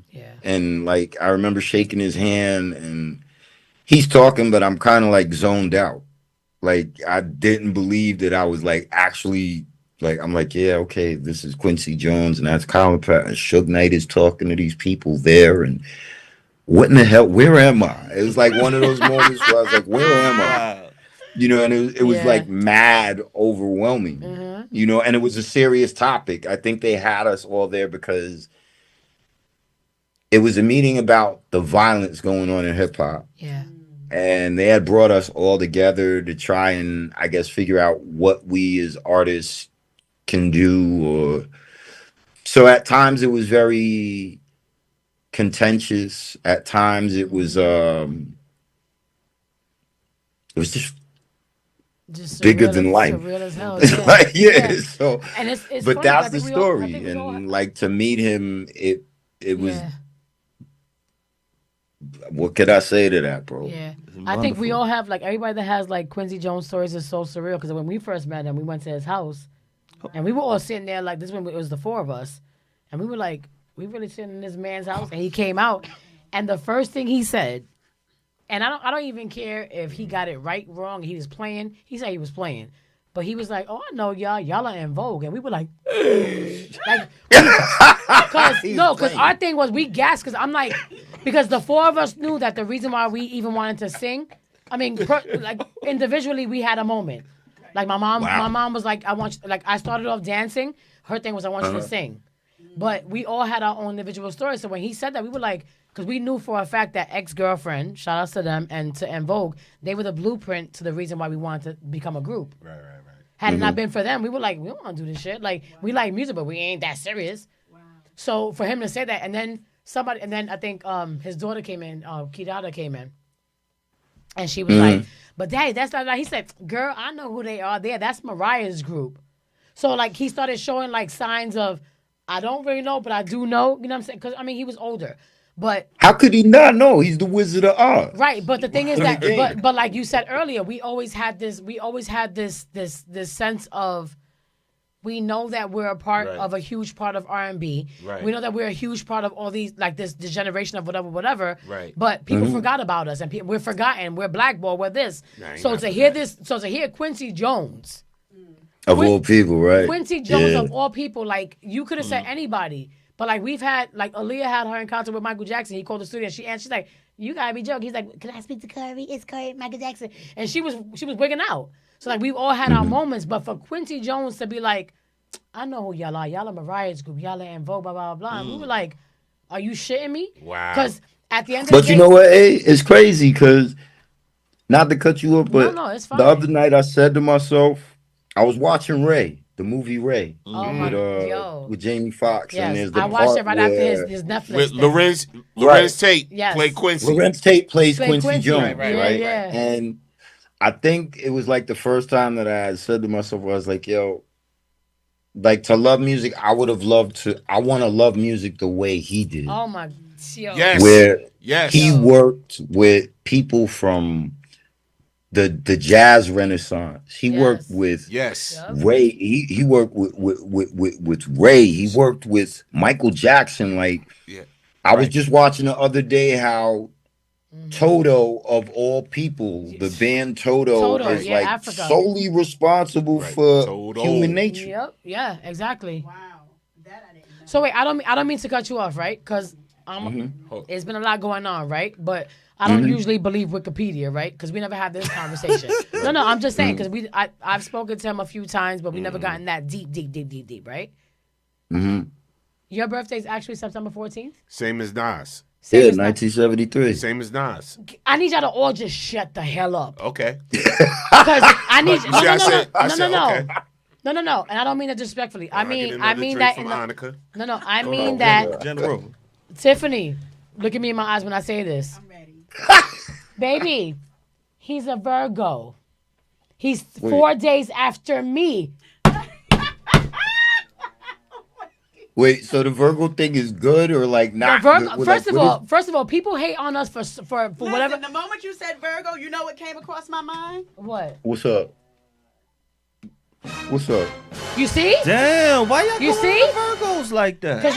because you know what's, but wait. But to be fair, I'm lost. Because people hate on Virgo for some Hold up, peculiar reason. Virgo women and men ain't the same thing. Well, no, but understand what I'm saying though. Every zodiac. I'm not really big on like the whole zodiac. Wait, time out. So people hate us? Yes. My dad a Virgo. Are you kidding I love me? my daddy. They call us cheaters and this and that and this. Like at the end of the day, every zodiac has a pattern, right? When it comes to men or women, it depends on what your vibe is. But for some reason, if you look online, if you go to like just hashtag Virgo vibes or whatever, you're gonna see so much hate against us. And I found out just in like the last like 10 minutes, I'm like, he's a fucking Virgo? Are you kidding me? And I didn't know this whole time. I swear to God, I did not know this. And I'm like, I get it now because it's much more than it's beyond the crap. You know, we girls, whatever. But I'm just saying like the way that like his way of thinking and his logic and the way he kind of like goes through life and feel like how he just said, like, I ain't think no blah blah blah blah. Y'all was hating on him on MTV? No. I'm like that with Y'all was hating myself, on right? him? Individually, right? Yo, don't hate. What? How you gonna hate on He him? got the MTV Exactly. shirt on. MTV, Yo, stop they playing. was hating on you. Mike, they was hating on you. When you had the first joint on MTV, the reality joint, your Love and Hip Hop started with you. Let's stop playing. Let's stop playing. I know you said that. I know you said that. Hold up. Mike, I know you said that. I know you said Love and Hip Hop started with me and Shorty, because y'all was the first one who put that Love and Hip Hop out there. Yeah. Correct me if I'm wrong. I didn't say that. That's what people say. Just correct me if I'm I wrong. correct people in the sense of, you know why I say this, bro? Because people I'm forget sorry, Heather General. B was on The Real World No, it's not. way before I did that show for MTV. Heather B was a we cast saw. member of The Real World. But that wasn't Love in Hip Hop. You had the love in hip hop. And our show, look, here's what I will say. The show we did, it wasn't just us. It was 4 different couples. Right. And I guess for some reason they may have maybe gravitated a little more to us because of how we interacted. But what I will say, because I remember the camera people for that show, Bill and Jocelyn. If they're out there and they some chance see this, hey Bill, hey Jocelyn, I'm fine, I'm okay. I'm okay. But they weren't really being paid. Right. And they were with me for 30 days. So there's so many things you didn't even see in that. But like I had gone to the Bahamas. I ended up like the guy who invented Inspector Gadget was like across the street from me in the Bahamas, and we performed out there, and MTV was there. I got locked up and MTV was at the precinct. Like we're recording him right now. So there's mad shit they didn't show, but I say that as to say what I do say is it may have been a template for future programming, and for that I'm grateful. But I don't look at it like I started that wave. I might have been a part of the initial, the mothership landing, but I didn't start that wave. I give that to Heather B, because if she wasn't on Real World, there wouldn't have been an outlet for more Black people to be showcased in their real lives. And that you have to credit Heather B for. So shout out to Heather B. Yeah. Let me tell you something. Wait. We weren't hating on, me and Kiss weren't hating on the show. I said to Kiss, Kiss. Look at Tiff. I said, Kiss. Why she can't live in, why she want to move to Brooklyn? You ain't say that? I said you want to stay in Queens. You ain't say that? Nope. I said I didn't like those gold shower curtains. That's what it was. Look, I believe it. Yeah. No, I said would have been way cheaper. I said no. I didn't like the gold shower curtains in the bathroom. Yeah, that's what I didn't like. That's what she did say. That was my right. And I had my shower. I had a shower curtain with like bicycles. Right. First apartment shower curtain. That's exactly what I had. Yep. I was like, if you would have seen my first apartment, like when TVT was like, go get an apartment, and my mom, I never forget, my mom was like, so you're gonna sleep on a futon, and that's it. Yo, that's crazy. And I was like, yeah, I got it from IKEA. And my mother, every 2 seconds, was like, God, he's gonna need so much help with his own. And I thought I could survive on like steakums because they were just easy Wow. to make. Steakums. Wow. Okay, wait. No. Wait. Yes. I'm having a moment because steakums to me was like Philip Child. No, yo, I love. Don't touch. I love steakums. Don't touch me, bitch. They were easy to make. You just peel them and throw them in the pan, and then if you wanted to You get don't even. I forgot about outrageous, you put, steakums like, until you onions mentioned and shit it. in it. And then you put your cheese on it. You roll right. You was ready. All right, I we going to the completely tunnel? Let's forgot go to the about tunnel. steakums until he was the mentioned shit. it. Okay, wait. Steakums was everything. Right. That's what he was just saying. Chop. So Right. real quick, See, that real was quick. chopped cheese before chopped cheese. Exactly. So wait, real quick, I want Norm to like share his because we was on that Quincy. I want you to share your Quincy Jones story. Oh. To see if it was anything close to ours. Yeah, my Quincy Jones story changed my life. So you, Mike, you remember the Vibe convention? The Vibe. Oh yeah, absolutely. So I think the first one they had is the first or second was at the Waldorf Astoria.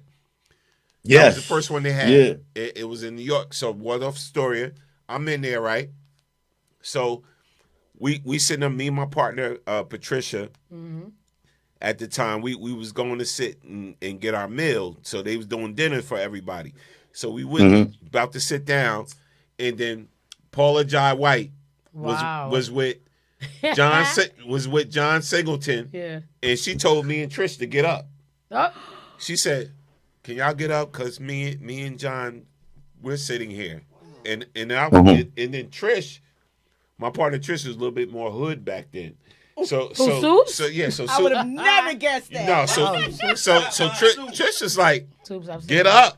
She's like, "Oh no, honey, we was here for a long time. We was here first." yeah, it sounded like that's where this was going. Yeah. So I'm trying to be the peacemaker as usual. Peacemaker. I'm trying to be the peacemaker. So I said, John, I said, bro, we was here for a minute, so whatever. So he's like, "Oh, I'm good." John shook my hand, but Paula J was like, "No, y'all need to get up because this is John." You talking about from Friday? My sister's like, "Baby, because you're Tracy." Yes. Oh shit. So I was like, all right. So amidst all the drama, I said, all right, I need to make a call. So I went to the phone. They had phone booths back then. Oh my God.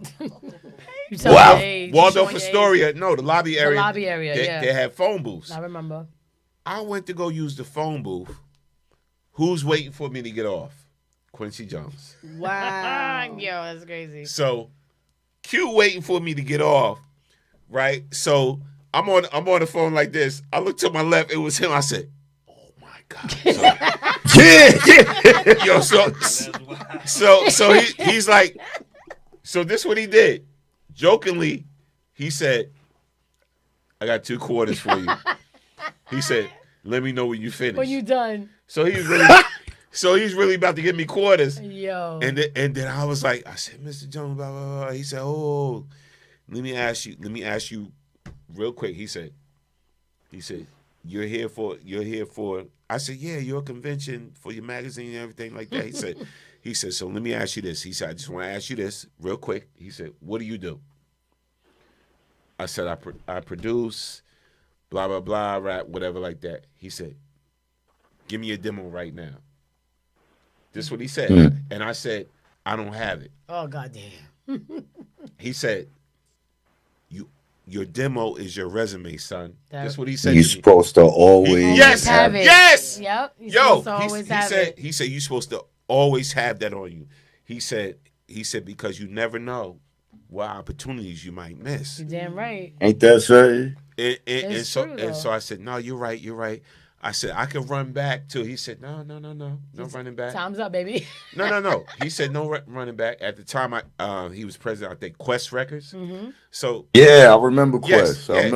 Yeah. So he's like, "I'm gonna give you the number to, the office, blah blah blah blah blah." He said, "But son," he said, "you always have to be prepared." Yeah, that's resume. He said, "Your demo is your resume." He was like, "You never know if you're gonna miss an opportunity." Yep.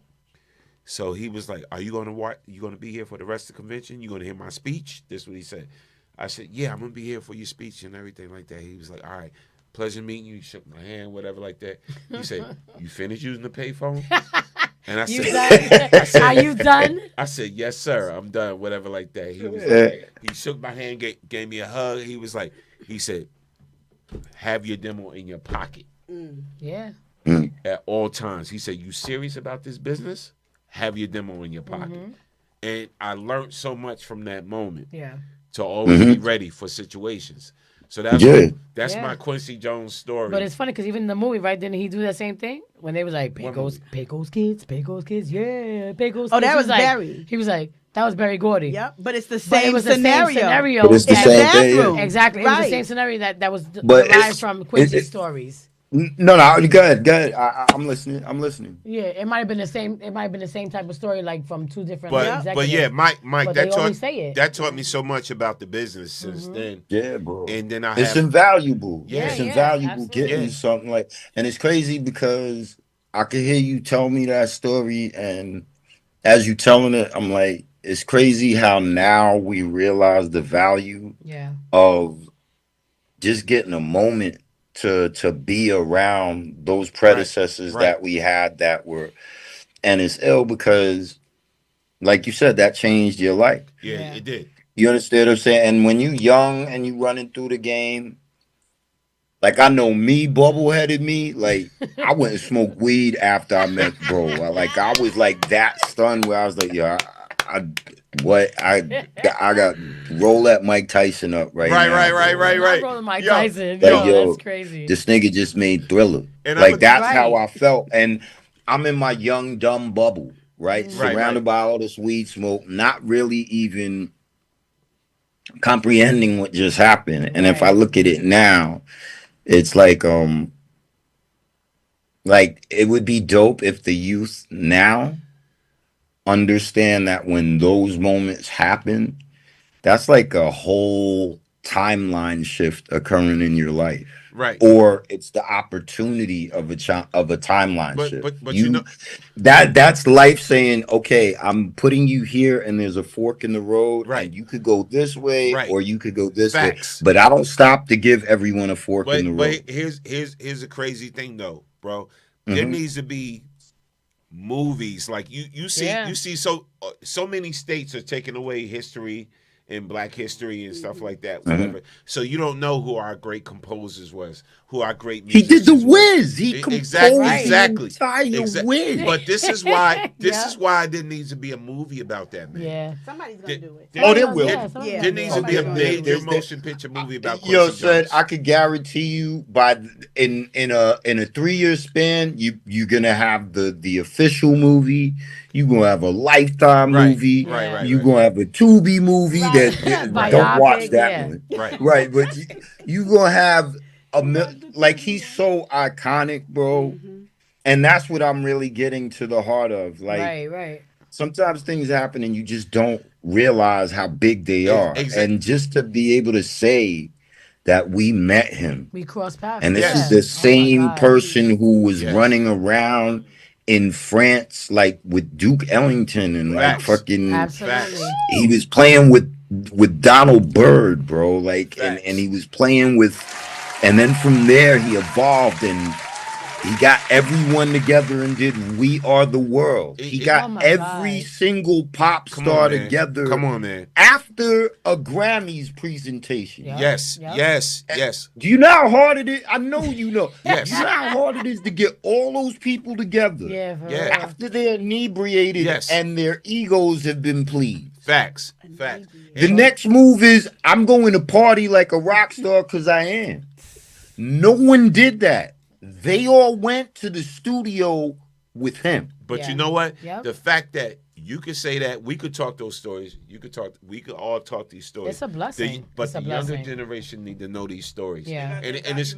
But look, let me tell you the crazy thing, right? Here's how God worked. Right after that situation with Quincy, a lot of y'all don't know this name, but I know Mike probably know, and I know Kiss probably know. So I'm in the studio. I'm working on some beats, some music, whatever. Gerald Busby walks in my studio. Oh, So wow. I don't know if y'all know that name. Yes. So Gerald Busby walks in my studio. He's listening to everything I do. He said. So he's listening. He said, "Oh, play me something else." he's like, your sound is futuristic. That's what he said. Yeah. He said, your sound is futuristic. He said, I don't know if I should take a chance on this particular sound. He said, but I know it makes me want to come back. Yeah. That's everything in the world, bro. Yeah, for real. And that's that to make it all make sense about the passion and about what we were saying. That's irreplaceable. Yep. To you as a person, like to you and your soul, that moment is irreplaceable. You understand what I'm saying? And it's all because you were all these places, and what got you to all these places was what you were doing. Absolutely. Yep. And as you're doing this, you're not saying to yourself, well, if it doesn't show me this, then I won't show it that. Right. Yeah. Right. Nigga, look at what it showed you. It showed you Quincy Jones. Right. It showed you Busby walking in the office. He walked right in my studio. And I'll tell you the studio I was at Earl to Pearl Monroe studio. Earl to Pearl. Oh, come on now. Yeah. Yeah. Yeah, that's ill. That's crazy. That's the funny thing. It's like the most talented people. Just do it. Yeah. Just do it, because you know what I love now? I love that feeling. I love the fact that if I do an ill blend, which now is translating to when I write bars that I feel good about, that I'm like, okay, this I'll put my name on it. I'll put it out there.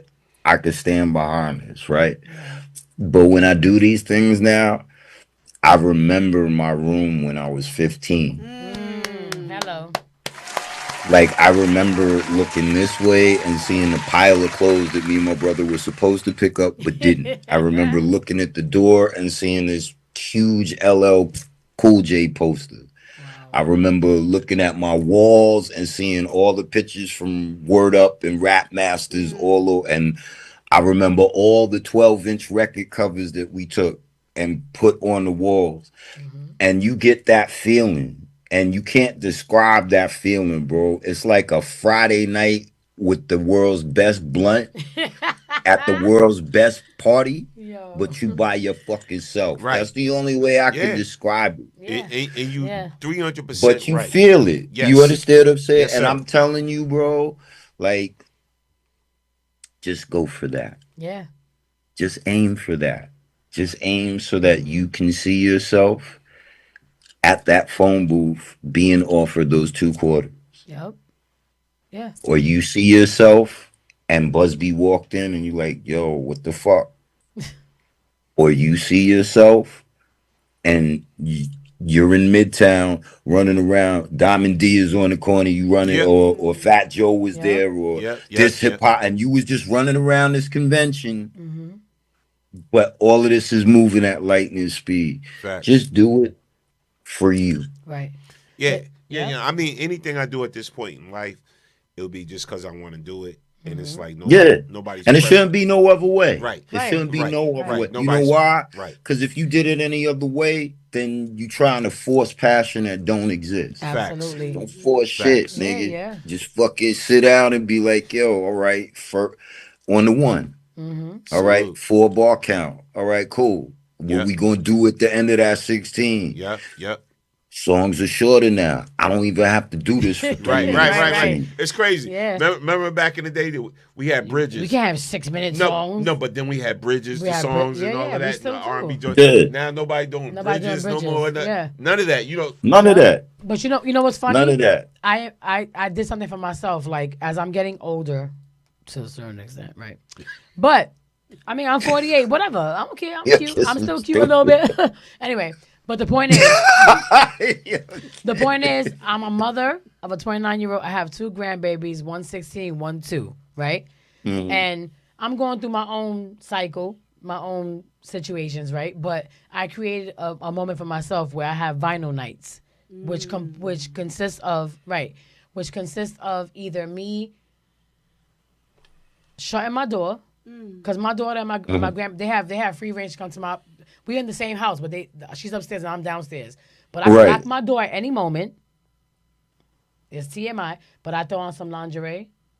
I get a bottle of wine, and when nobody else is around, it's just me.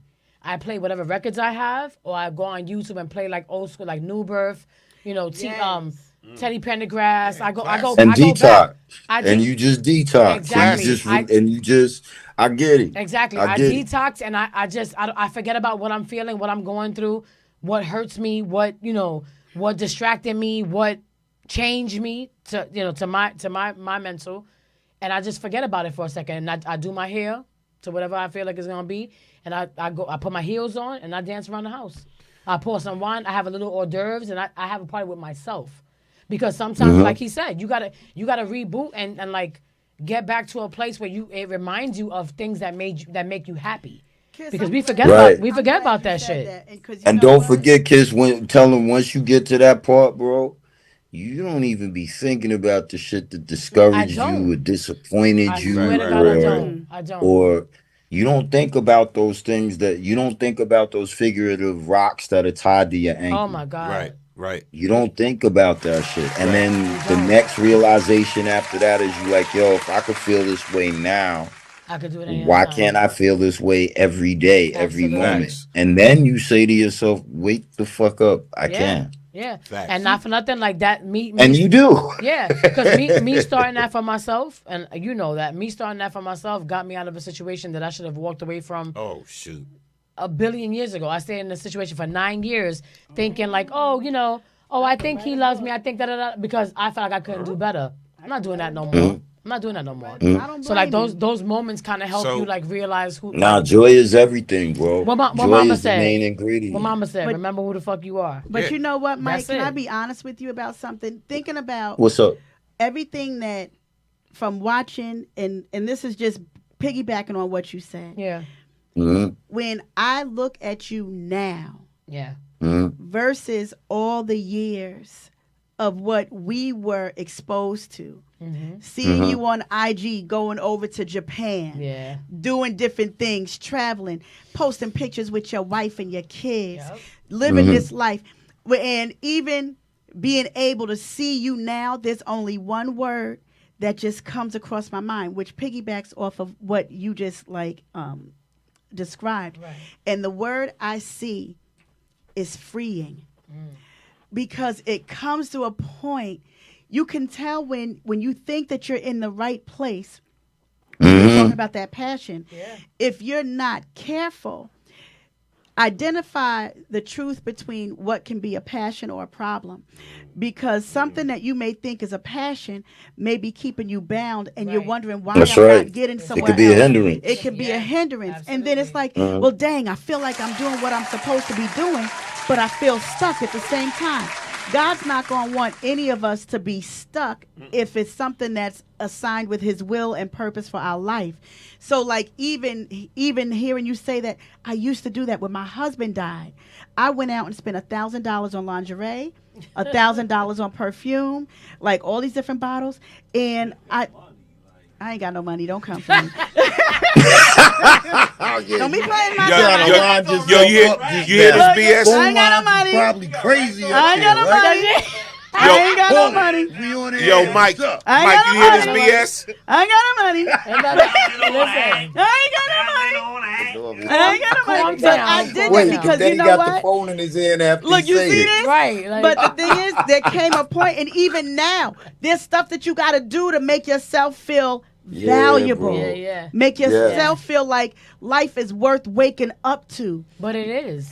But you know what? There's so many people that don't know that it is. Right. So I thank you for that illustration, because I promise on everything. I'm sitting here looking at him like, you look amazing. And I'm like, he does. He looks so free. But he looks free. Yeah. He been through so much that he's publicly talked about. Yeah. And he looks free, and like everything has just been lifted and released from him. Yeah. Kudos to your life. And I respect you so much, because I know it too. I know that one of your kids, I don't know if I'm saying the right information, but one of your kids on the spectrum, right?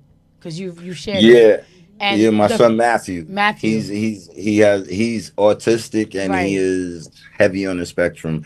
But just today hearing him talk and say like No, his for real? sentences now and like Oh my yeah, God. like we have a specialist that comes, shout out to Andreas. He comes to my Yeah. house every single day and he works with my son and he works with him in terms of language and speaking and identification and Yeah. emotions and all that. And It's he's crazy. amazing. Yeah. That's my Yo, buddy. It's That's my crazy 'cause shadow. one of the times, one of the time Matthew is his son. Yeah, one of the times. blessings to Blessings for Matthew. real. Because I Thank think you. I think the one of the times that I've reached out to you is because you had posted like I think it was a hoodie or something that you were like promoting. Like, that Mhm. was on the spec. And I know I have my grandson, he's 16, and he's still nonverbal. That boy sings everything from the Temptations to Ray Charles to this and that. Uh-huh. You hear, but there's no words. So, like, when I saw Right. that, I was like, in my mind, I'm thinking, like, at first, like, It's I'm kind of like when going they through it. stem and they hum and they Yeah, hum the tune. yeah. They won't sing the words. And it's not, he's Like underwater. Maddie loves he singing today? Oh, he heard me DJing it. He heard me play the It's Like That by Mariah Carey with Jermaine Dupri. Yeah, Like yeah. he loves that song. But like my You grandson, know, he's so- the same way. Like he can't Mhm. form the words, but I hear the perfect pitch. I hear Yeah. the words even And though the he's not saying melody and it. everything. So when I Trust saw me, that, if yeah, Maddie likes it, then I know I'm on a really all my kids. Yeah. Like if my kids like what I'm doing and what I'm saying, and Mm-hmm. it's kind of weird too, because like my kids like they like all hip hop, but they have like this true affinity for our era. Right, And I didn't yeah, deliberately it's true. push. Yup. I didn't force them to like, learn our hear it. era, know Yeah. our era. Mike, what's your oldest? Yeah. What's your youngest? My youngest is just turned 13. That's Yeah. Mikey. Mikey, yeah. Um, they so cute. Then there's Matthew, and Matthew is 10. Mm-hmm.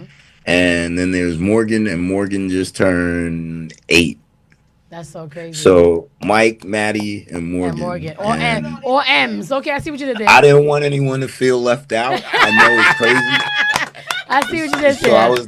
and then when like Maddie was born, and I was just like, oh, that's Maddie. Yeah. Just like we were like, that's Maddie.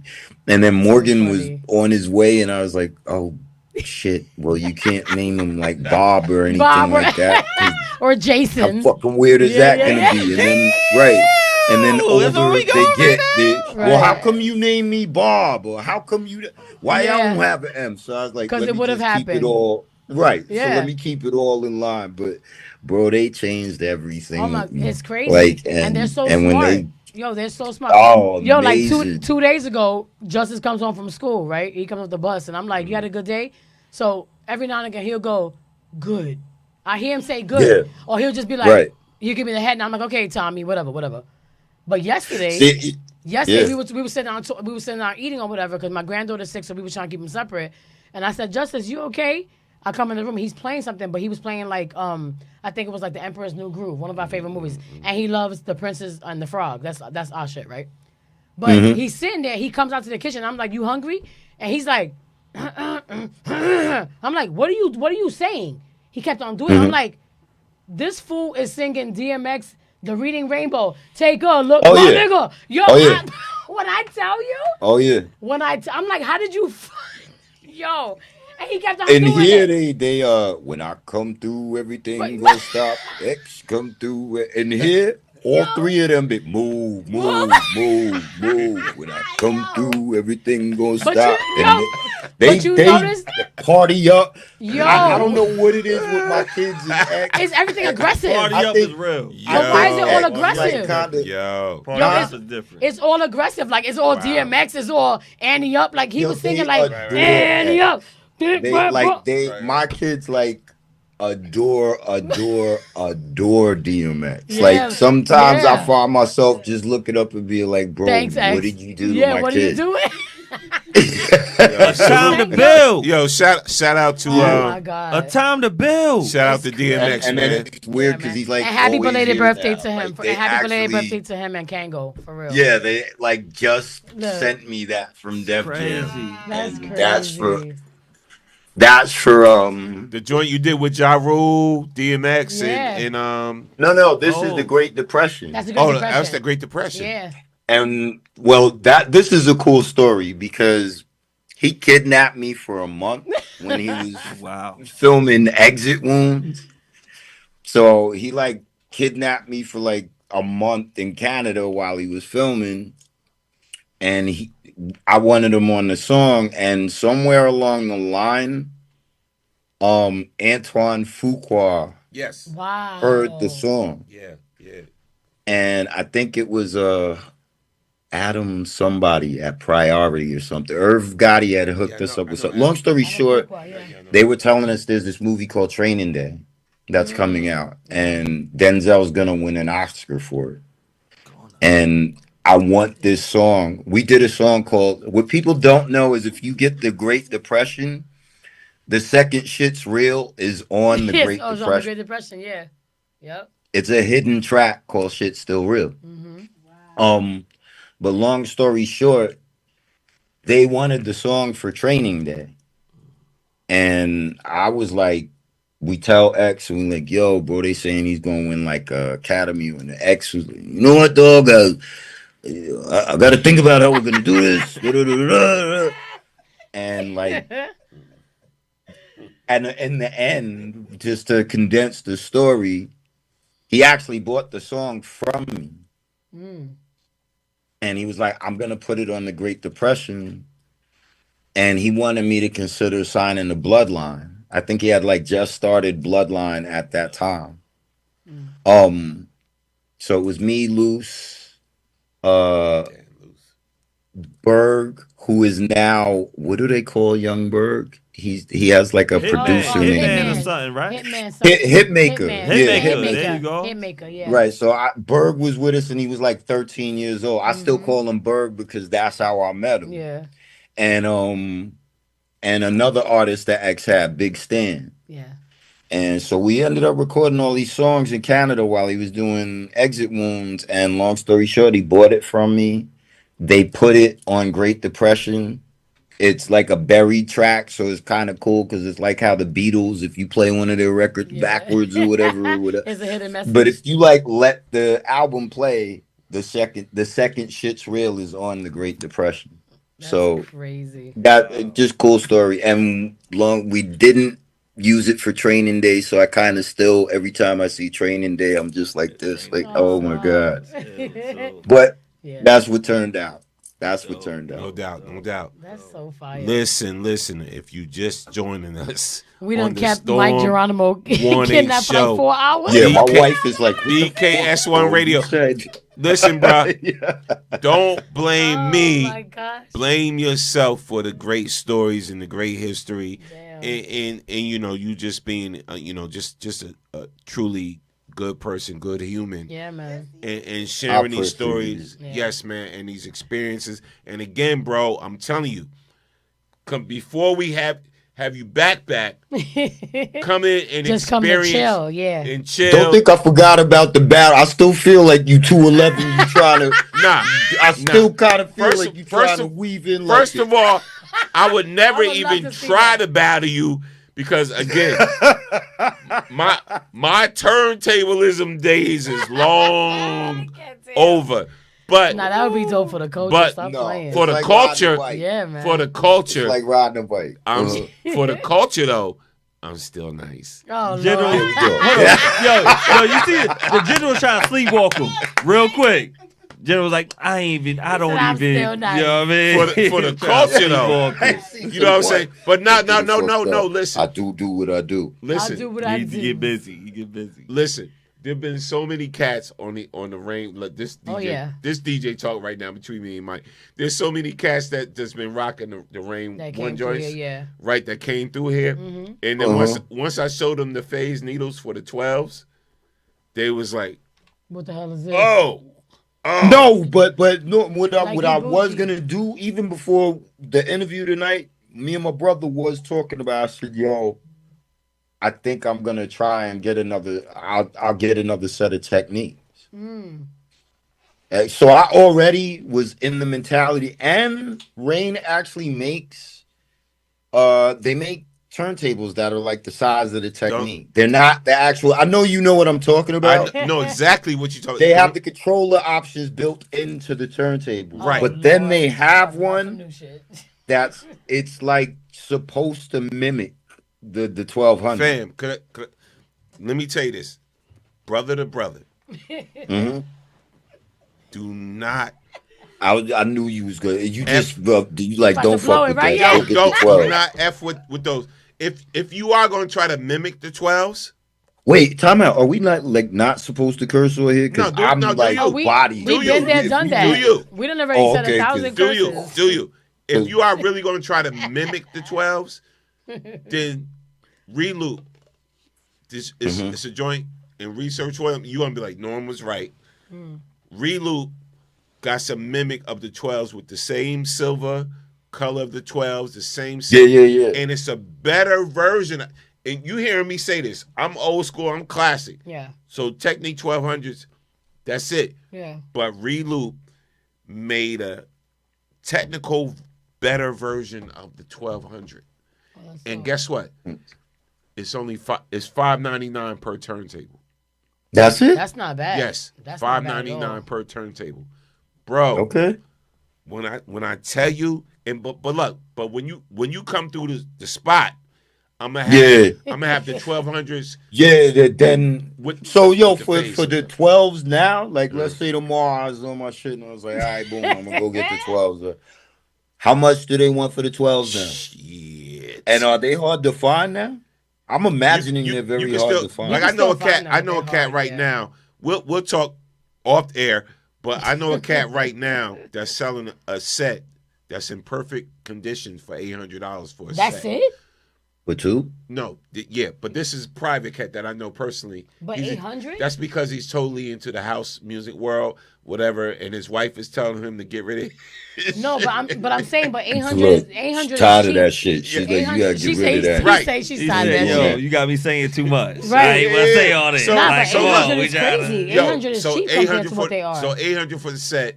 I'm actually call him tomorrow, whatever like that. That's So you the plug, bro. Like Yeah. you But now- understood us, you the plug, bro. But listen, if you was trying to get the actual 1200s, the MK2s joints now on eBay for one. Don't they have MK3?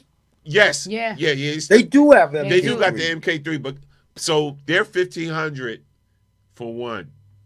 For the MK3. For one. Okay, that when I was just saying they have them with it's sort of like a technique, that's what I was referring to, the MK3. Yeah. So I was gonna go. Actually, we were gonna get MK3, but then I ended up getting the DD7. And the reason I got the DD7 is because, like I said, I started to find out like they was like, yo, at venues, when you do venues, 9 times out of 10 you're gonna have to be on a DD7. Yeah. So it kind of stirred me from even pursuing the MK3 and the but- technique. But what I want to do now is hook up. Like I'm ready for 4 wheels now. I'm ready for 4 stations now. Like 2 stations is boring me now, bro. No, listen. I hear you, fam, but it always goes back to just 2. So I see a lot of cats, especially house cats, like, yeah, I want 4. Yeah, it's more for that's more for like electronic music and like house music. Bro. They usually use 3 to 4 like stations. When I get you hooked on these phases, you're gonna be like, trust me. When you see one time, you're gonna be like, Norm, you was right. So we gotta build, bro. We definitely have to build in terms of yeah, nigga, I'll take them techniques. Yeah. Not right now, because I just did a gang of Christmas shopping, but Yeah. I'll take them And techniques. you know now, fam, you already know. This ish is getting more expensive and more expensive. Yo, it's crazy right now. But that's what I'm telling you about these reloops. If you are feeling, if you want the real feel of the 12s, the reloops matched it the best.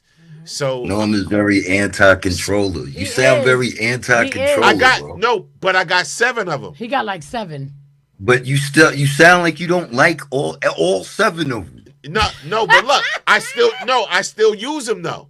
Oh, you still fuck with them? No, I still use them. You prefer the 12s. Okay. But as far as when people sit for concerts, you always see me bring the 12s. The 12s, What yeah. did I bring when me and Bukeem did The 12s. 1200s? I was like, you bought the 12s, not the controllers, okay? No, I bought. But 12, and it's cool now because like our era niggas like us, like you know what you doing. You bring the 12s. That's your way of slapping people around. I bought the 12s. That's not really.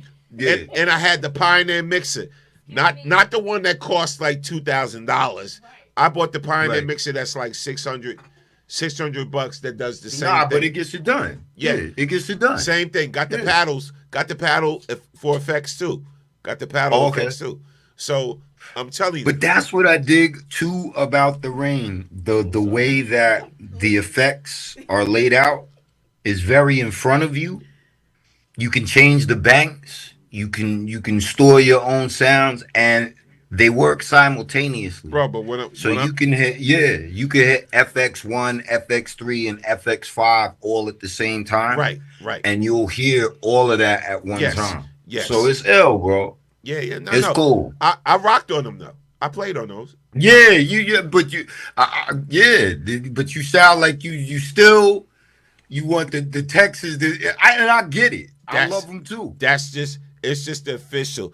But like I said, the official. Yo, set up a time, fam, because you right in Jersey. I'm in Plainfield, New Jersey. I don't know what town you live in. I'm in Plainfield, New Jersey. Oh, I can't. Well, I'm not saying it. No, I got you. But no, they still couldn't find me in Plainfield. I'm saying I'm in Plainfield, New Jersey. Right. They still couldn't find me. Well, I've been, and I don't think that's that far. Yeah. I don't think I'm that far from you. And it's kind of weird because I'm still learning New Jersey.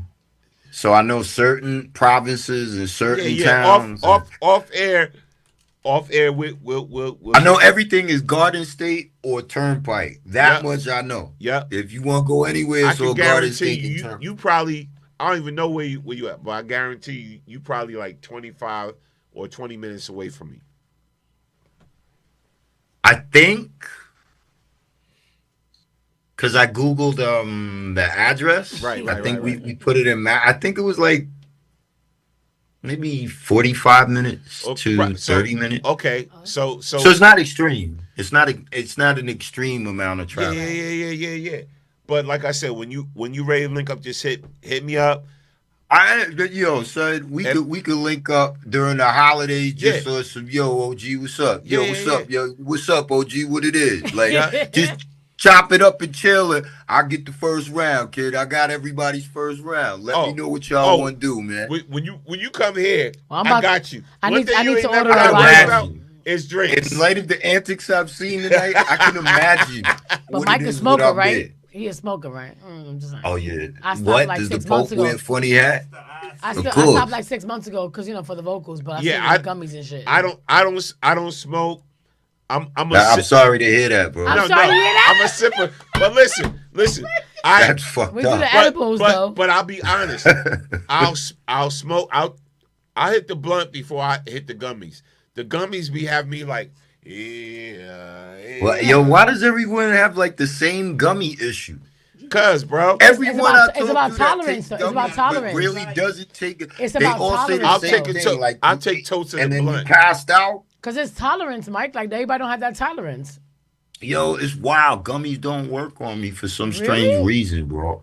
I swear to God. Well, and I was like at Cookies. Them niggas gave me mad gummies. I went like my whole LA run. You know when I was at LA, you got to be a fool not to.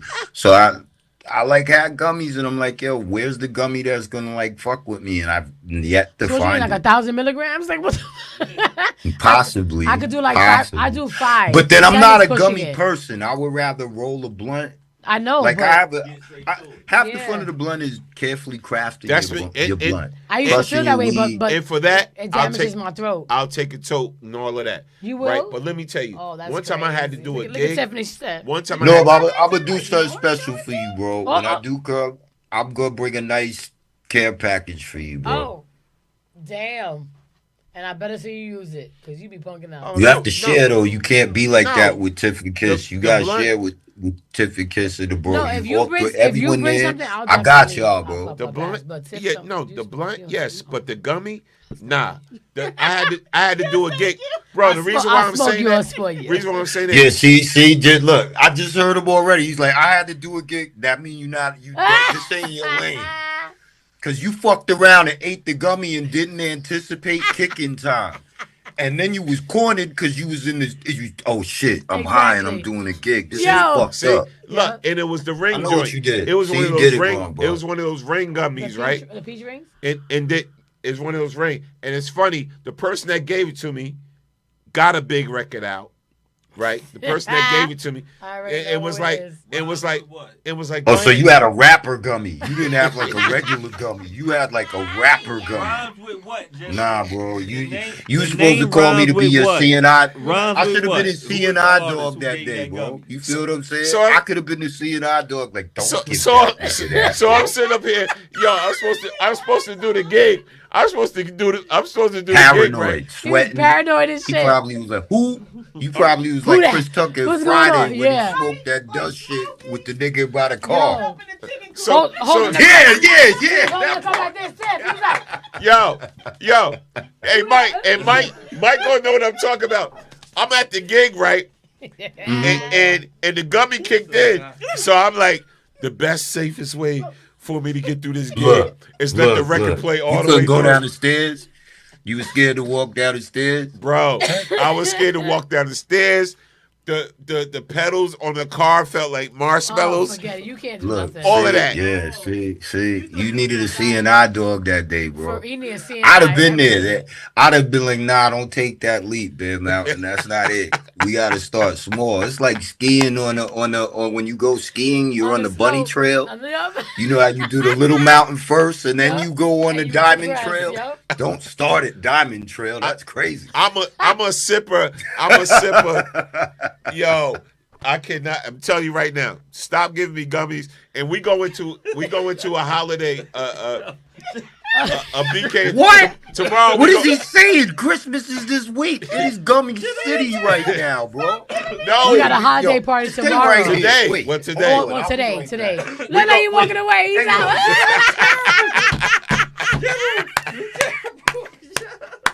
Fam, don't give me no gummies. Yo, he walked away like crazy. He was so serious. So I'm not, and I'm light, but I'm gonna crack one of these open. Oh my just God! for you. What is that? Okay, and I'm gonna think of you. These are two excellent strains. Wait, what do you prefer? You prefer indigo or sativa? You know, people say that shit. But it's there's really, contrary to popular belief, there's really not a difference in strains right? chemically. Exactly. Like when people say, and I get it, like you either want uppy weed or you want like downer. Yeah. Like me, I don't like uppy weed. I like weed that makes relaxes. me watch my phone ring. Yeah. And then I don't answer it. And I'm like, that's fucked up. You should have called me before I He smoked. said it makes me watch my phone, but I don't answer it. I could smoke a blunt with you, Mike. No, he can't. Yeah. With him saying no. Mike, he can't. Mike. Listen. Look at kid. No, bro. Don't even listen. No. I'm not a gummy person. Me. Listen to me. I love you, but stop with that. Stop with that Aquarius shit. No, we're gonna you on start your with Aquarius shit Trainer right now. You when cannot I come hang. Up there, all right, so here's what I'll do. Sir, but I'm not gonna give him Mongoose FS1 right weed. I'm gonna give him like Huffy Pro Thunder weed. Virgo, tap in. Stop. How can I get the camera off her? Wow, me of all people, me? Kids, I'm not gonna let him run down that road. I promise you. I won't let him run down that road. Sir. We gonna start you off with some nice Huffy Pro Thunder weed, like where you could be like, "Yo, this shit was good." Not Harrow, not like Harrow Trickmaster weed. Nah. You're not ready for that one. But it's funny I because guarantee I'm starting to build my tolerance with the gummies now. Bro, I'm a cheap date. Bro, don't listen to her. Am. No, I'm a cheap date. Me, you could do a whole blunt, and I would sit there and be backspinning like this on the turntables. You sure about that? Because you said them gummies that you fucked up or they said at the show. The gummies. But you heard what you said? The gummies, not the blunt. You can't tell me you gonna rob the store, but then you also gonna work during the whole. You gonna call the police right after? You gonna rob the store. You gonna work Monday through. What are we doing? Don't do it. Don't do it. Don't do it. I'll fuck with him. If you hit a blunt with him, I'm gonna be super like excited. He could and do actually, that. He could take a poll. No, or because 3. even before I stopped smoking, he was like, I don't. I'm like, boy. No, pull back on. But when they legalized it, I changed my behavior. But what the hell legalized got to do with you in your backyard? Nobody knows where you at. Oh, he ain't come to the backyard joints. Oh, forget it. Oh, you didn't tell him about the backyard joints? You play pool? Yeah. Come on, man. Yeah, I play pool. What y'all be playing? Solids and stripes? Or y'all play like... I play whatever. You play like novel. I got a pool table in my backyard. He has to have in the backyard. It's a weatherized one. I don't like I learned how to play with my uncle, my aunt, and my cousins and stuff. So I hate calling numbers, but I respect it. If y'all call numbers, I'll call numbers. But I'm nice though, right? No, you got to call numbers. No, you nice. Yeah, you talking like you about that life right now. Sir. You was like, yo, she nice. Listen, Sir. she nice with it. Thank you. She nice. I done beat give his her ass that. a couple of times. Come on, you gonna say? I believe she it. gonna say it I like kind that. of believe. I didn't though. Uh-oh. I didn't. I have videos in my phone to prove it. Don't play with me. Oh, now it's capping going on. Now we capping out here. Yes, crack is cheap. It look like some capping is going on. Kiss about to let the uptown come out. Come on, bring it Yeah, down. you hear it? You hear this? Hey, Look Mike. at that. I hear it. Mike. That Bronx about to come out Hey, real Mike, quick. I ended my last 8-ball shot like this. He needs to behind stop my back. Stop your bullshit. Behind my back. Cut it out, yo. Stop it. That one time. Here we go. The one time. Here we go. Look, y'all getting serious too. Chill out. 'Cause he be It's only- talking it's- mad ish, It's an like, imaginary stop. pool game. We didn't It's even not. play the It's not game though. yet. It comes from real shit. It comes We from didn't real even shit leave because this shit's spot. real. Stop playing with me. Stop playing with me. All right, so what we've agreed to, right? have to get a day where we can just if I'm hang out. recapping, Yes. I'm definitely coming up there sometime soon, right? And when I do come up there, we're saying that you gonna try the Huffy Pro Thunderweed 3-pull maximum, Huffy. 3-pull maximum, no He said- gummy. He said two. Don't feel son. That's how I am with alcohol. Like, you think I'm drinking the drink while my lips are just shut on the glass. You feel what I'm saying? What's your preference? Like dark that's or how I light? get. So I get it. You can You take dark or 2 light? pulls if that's what. Yeah. You dark or light? You dark or light? You know it's really crazy. Like Hennessy gets me nauseous just the smell of it now. Yo, the same. So I prefer like tequila, clear liquor. Although I just recently started trying. I have a good bottle of whiskey that I just got, and if I light a cigar and sip that whiskey I just got, what is the name of that whiskey? It don't matter. You a Hold Virgo, and we know it now. Right, but it's good. But in terms of brown liquors, Yeah. like if I do that, A whiskey is going. I like this. I don't like Something doing smooth. how like I'm not trying to have Incredible Hulks and shit like that. Like when we was kids. Yeah, You understand? No. for real. Those days are done. They're done. Those days is finished, bro. Hennessy is fighting words. What? That, like you can't get me to do it. Respectfully. The wild shit. I found a whole bottle of Hennessy VSOP on my bar last night, Really? and I have no idea how it got there because I didn't buy it. It's probably a gift. It must have been because I'm like, yo, I stopped buying brown liquor like years. I very rarely drink, but if I Yeah. do, it's clear liquor, definitely. Definitely. But we gonna have a time of it. I'm gonna come up there. we have to. You That'll know, be dope. we gonna get buzzed, fire some shots off in the internet world. Let Tiff and Kiss like destroy everything. You won't do nothing on because you're gonna be high off the 3-pull. Me and Son is gonna be laughing at you consistently, right? Tell him, nigga. Beer gang unite. So we gonna both be cracking up. And just tell me what day. No, we definitely have to hang. I'm with it. I'm For so sure, with it. That'd I be had a dope. blast with y'all.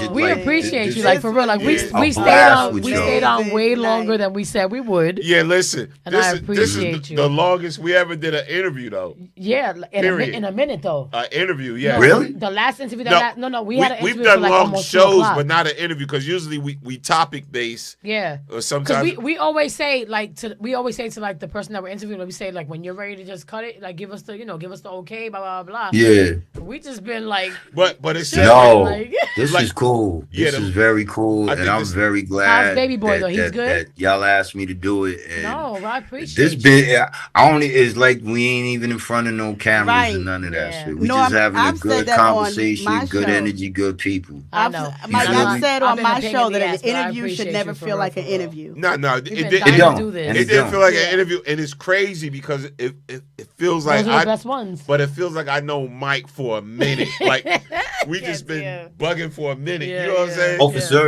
certain, bro. I look forward to it on some real shit. You know, the day gonna come when you gonna be like, yo, I know Mike for a minute. If we ain't there, we gonna get there, bro. He gonna say it that night after that third. So we all right, nigga. You know what they say? Once you in it, ain't no way out. That's what they told me. That part. You understand what I'm saying? Well, Once you in, ain't no way out. We gotta set something up for real, for like with some drinks, some smoke. No, some no pool, doubt. some horseshoe, all that. Listen. For certain. I'm with all that. That sounds like a good idea. Facts. Shout out to everybody, man. It's been rocking on the Storm Warning Show. BKS1 Radio. Look, legend in the building. Mike Geronimo in the building. Oh, my God. I love it. Thank you. Thank y'all for having me. We love you. Thank you so much, for real. Listen, the show. Yes. Salute you. No, salute you. Yeah, salute man. you. Keep doing what you do, man. Yeah, let me know. What's his Twitch again? Because I'm going to check out. He didn't give it to us yet. Yeah, real quick, just so let's do like all the mandatory interview shit. Right. Am I working on something? Yeah, I'm working on something, guys. Okay. When is it gonna come out? Not yet. We're not even halfway there. But the good news is I am working. Shout out to DJ Toomp. Shout out to Rhythm D. Shout out to Mr. Lee. Shout out to Roddy Rich. Shout out to Scarface. Shout out to Nipsey Hussle's family. Yes, absolutely. Shout out to Pimp C's family. Self-service, shout out to him. There's a lot of things that are coming. Yes. There's a lot of things that are coming. Okay. So there's that. If you want to, like check up, see what I'm doing, how I'm doing, whatever, you can go on my IG, Mike Geronimo. My Facebook I shut down because it was hacked. I don't have that fan page anymore, but that's all right. You can go to MikeGeronimoMusic.com. You can go there. You can go on Twitch. It's Mike Geronimo /Twitch TV. I think that's what it is. Yeah. And if you're in Jersey and you need a haircut and you need a crazy super haircut, you can come to my shop, Studio 23 in Jersey City. I'm bringing my grandson. Stop playing. We're open all day, every day. Shout out to my partners, Will, Dave, my wife, the whole squad over at the shop. That's so dope. If you need security installations, of course, I still have my locksmith and my camera installation company, and we're going on about 15 years now. And so, thank you. And that's about, there's nothing else that I could possibly say to give anyone a way to find out what I'm doing. I've just said it all. Wait. Or you can call Tiff or Kiss or Norm or anyone else and be like, yo, what's up with Mike? Oh, stop playing. Don't do that. Be ready. Don't say that. And they could all four of the people you see on your screen could be, that nigga's chilling, he's all right. So wait, I got two real quick things, right? What's up? So Glenn G, he said, I can't even imagine Storm he said, I can't imagine Storm smoking a blunt. He doesn't have to. We're going to make that happen. We're going to make it happen. Okay. Right. So one thing I do want to ask of you, you could shut me down. It's okay. I won't cry till later. But can you give me a little bit a cappella of Shit's Real? Just a tiny bit? Or something. Anything. Why that song? It don't have to be that. Anything you want. No. Let me rephrase. Let me rephrase. Because that's too much. Anything freestyle. Yes, it is, because some people don't like their own shit. Like, I don't like, no question. We love LL. Shout out to LL. We love Shit's Real. Because live it drags. But I'm saying I respect that from an artist perspective. So I'm just saying, Jason, Lord Jesus. So anything. I said anything. His first recorded song? He's a 64 Cassius Clay when he's flowing. Shit is Mr. Stay out of the way. I keep going, you know it. All these snakes in the grass I've been mowing. I stay stoic in moments I won't show shit. Texas Hold'em poker face. How the fuck you on the stage? You over age. I say you niggas lack talent and you overpaid. And I just came to kill it. Y'all are steaks in the skillet. To my haters, I'm cool with my role as the villain. What more can I say? I'm top billing. Murdering everything that make a move. God willing, your niggas to understand that I get tired of killing it, yeah. Burn it down because I'm obligated. Nigga, life ain't hard, people complicated. Nigga, Mike won't starve because it's not what made him. And I strike so hard, you think God betrayed him. And that's it for now. I told you, I don't get it fucked up, nigga. I still do this bar shit crazy. And I sound better now than I ever have. And I love it. Oh my gosh. I'm a very humble dude, but I wouldn't want to be me if I wasn't me. That's that Virgo shit. We get it. And it's me or whoever. Salute. And there's no disrespect, but I know what I'm getting ready to do. And I'm going to have a lot of fun doing it. And I hope everyone enjoys it. And I thank everyone so much for supporting me through my life, through my career, up to now. I appreciate it so much. You'll never know how much I do. Oh my gosh. But I do. So that's we that. appreciate Salute, you King. for real, for real. We love gonna you link so up much. soon. Yeah. Absolutely. I promise you. I promise you. We'll stay in touch. We'll touch base. And like I said, I'm going to bring the Huffy weed for you, nothing crazy. And then, nigga, you know, we do what we do when we in Rome. We're not going to hear from Norm for like a week and a half. That's it. Y'all get your holiday on, recuperate from that, and then... Yeah, after the new year, we're going to touch base for sure, for sure. Go get your helmet, bro. Oh, my God. Helmet? Go get your helmet. Yo. Damn, Mike. Come on, Yellow School Bus. All right. Bro. Damn. That is too crazy. Yo, Oh, again, my once God. again, salute Yes, to my yes, man yes. Mike Geronimo. Likewise. Thank Mr. you Lawrence. It's a pleasure, so brother. much, man. For real. Yes, sir. All three of y'all, I had so much fun. We have fun I swear too. to God. I can't wait to be in person so we could do this, like, you know what I mean? Oh, So it's going to be thank crazy. you. Oh, I know. gosh. I know. My wife is going to hate me, but it's cool. She'll get over. It's cool. I'll work it out. Tell her just give us a little bit of time. That's it. We'll give you back. I'll we work promise. it out. It'll be fun. But I'm looking forward to it. God bless, man. You and the babies too. If you need to bring the wifey, I'll bring my wife too. Yeah. They can have For some real. food. They can have some food together in the other room and some wine. Or something. We gonna figure it out. We'll figure it figure out. out how we gonna move. Oh, and absolutely, I gotta say this to everyone out there. Everyone out there. Yes. Have a happy, healthy, joy-filled holiday. Enjoy the company of your family, your loved ones, your friends. I hope that is nothing but a good vibe the whole time through. And that's for my family to everyone else is out here in the world. And just enjoy it. Enjoy it. We deserve it. We all do. No matter who, what, we all deserve it. Yes. So enjoy it. Thank Enjoy you it. so much. You're welcome. You're welcome. Peace and All blessings. right, I gotta go because my wife is totally gonna hit me in the head. With I'm this sure. back. I'm sure. I But hope that's Papa cool. feels better. And yeah, man, He just will. blessings Thank to you. all of you Thank guys you, for Tish. sure, for sure. He's gonna be fine though. He has his like anti-nausea medicine, and Okay. it's a virus, so you can't do much. You I have to know. let it pass. Yeah. You know, but he'll be on his feet. Okay. He'll be on Well, his feet. we praying absolutely for sure. And we thank you Thank so you. much for real, from the heart. Nah, thank y'all. Like yo, Norm, don't flake, bro. Don't flake, bro. I'm gonna tell you now. I don't care what speech you gotta give yourself that day. Niggas start writing that shit Because he out be now, frying. bro. Yeah, for Cut real. it out, yo. You be frying. Right. Whatever.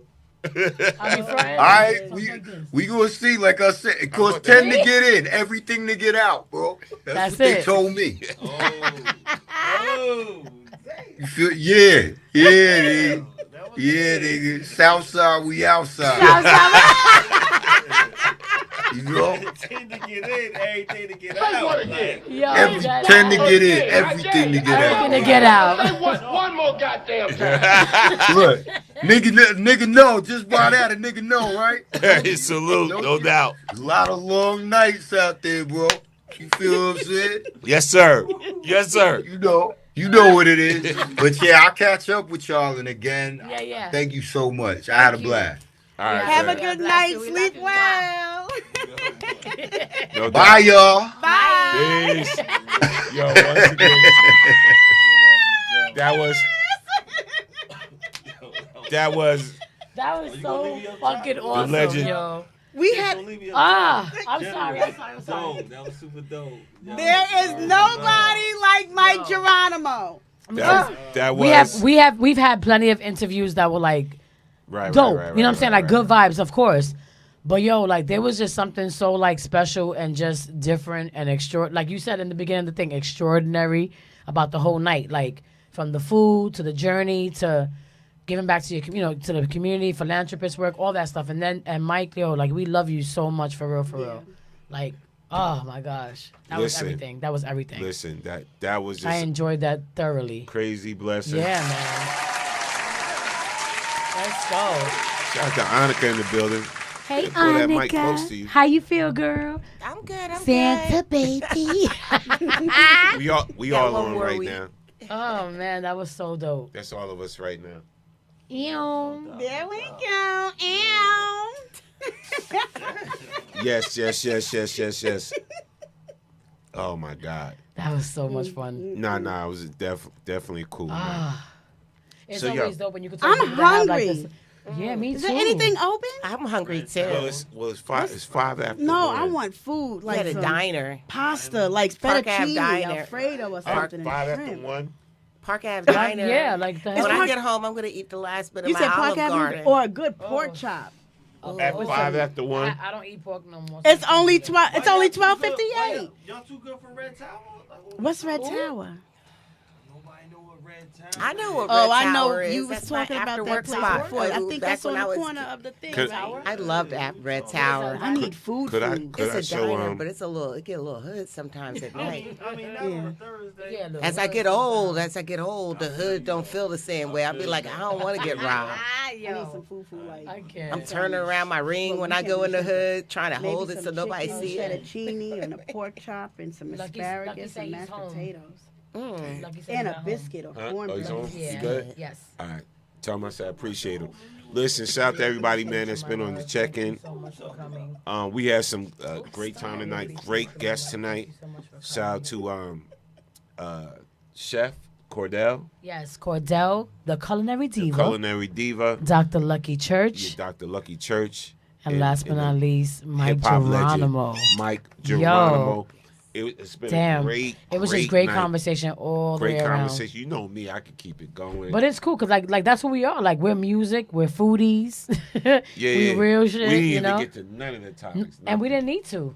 That's what I'm saying. We didn't need to. We could save them for next week. There'll still be we're gonna save them for next Yeah. week because we had plenty. Awesome to talk show, about. awesome conversation, awesome guests, awesome family in the building. You know, the whole fam was in the Yo. building, and look, we are gonna be together today. Yes. At our gathering, so I call it a gathering. Mhm. It's a Holiday party. friendmas. What's What's you call it?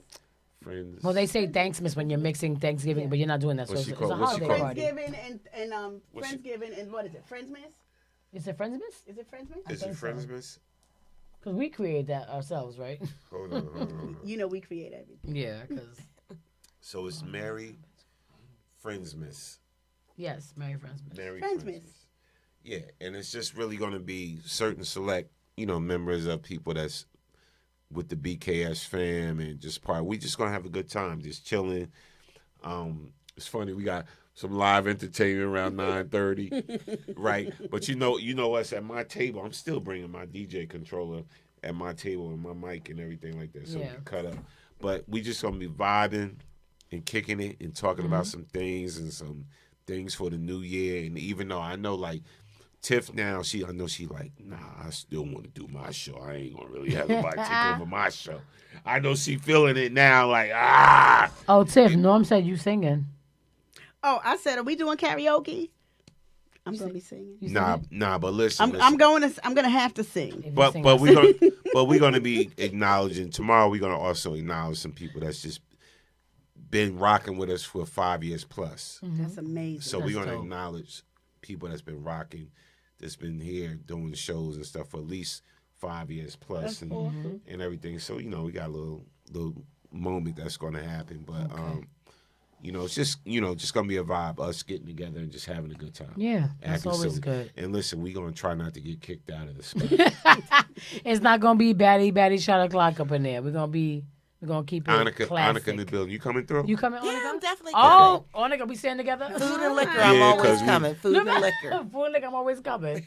Listen. We got to sit together. So again, we want to thank y'all. Oh man, we'll Today see was y'all awesome. after the I needed holiday. this. We'll Yes. see y'all in the new year. Yes. So actually, this was our last show. Our last show until after the new year. Yeah, until after the new year. That's how you end a show. Hello. That's dope. Hello. This is our last show That's how you end the show. until 2025, and we'll see y'all next year. That was everything. So gotta let y'all know too. So Trish been hitting me up, whatever, and I've been getting hit up. So there's been a flurry of new shows that want to come here now. Okay. Right. It's been a flurry. I'll tell you. Not a flurry. No, it's been a flurry. Like people want days, they want to do their shows or whatever. I'm like, where all this come from? Whatever like that. And then 4 people that want to come here and do shows now said the same thing. We did our research. Come to death row. Basically, so y'all gonna be seeing some new shows coming on and all of that, and it's like, listen, 2025, we're gonna have fun. Okay. That's what I'm saying. Shout out to the city of Plainfield. Shout out to the events, the shows that's about to go down. Yes.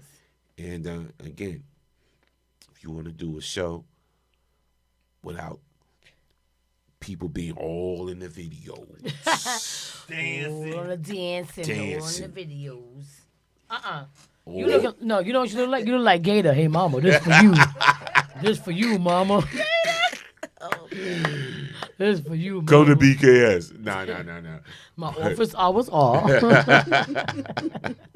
But again, shout out to everybody on checking. Happy holidays. Crew, we'll see Tomorrow. each other today. Yes, later on today, today. I hope my dress comes in time. Dress. Oh, what you wearing? Oh, You if coming? it comes, I will show you a picture. I'll send you. Oh, we coming in chill mode. okay. It's funny. You and Toya coming all blah blah blah. We coming in chill mode. I'm kind of, but you know. I didn't get the memo. Are we dressing up tomorrow?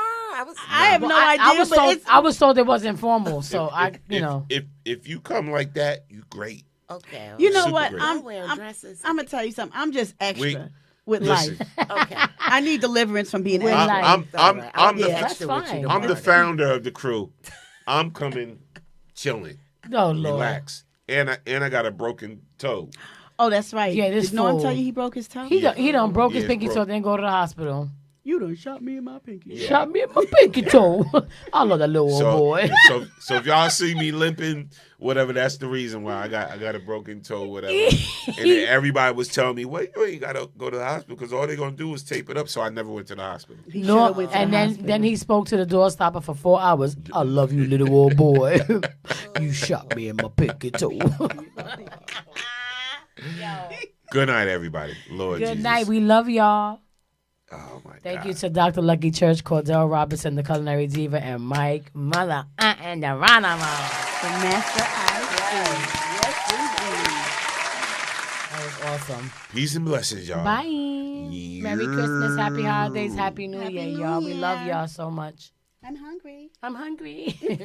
I'm hungry too. I was hungry the whole time. I didn't even really get my drink on, and I'm normally in good shape by now. Park Ave Diner has really good food. They're 24 hours? Yeah, but there's no more alcohol after 2 o'clock. I had the Columbia Cash. It was delicious. If I go, I'll be getting breakfast. Their breakfast is good. Have you ever had that like pork chop or something or steak? No,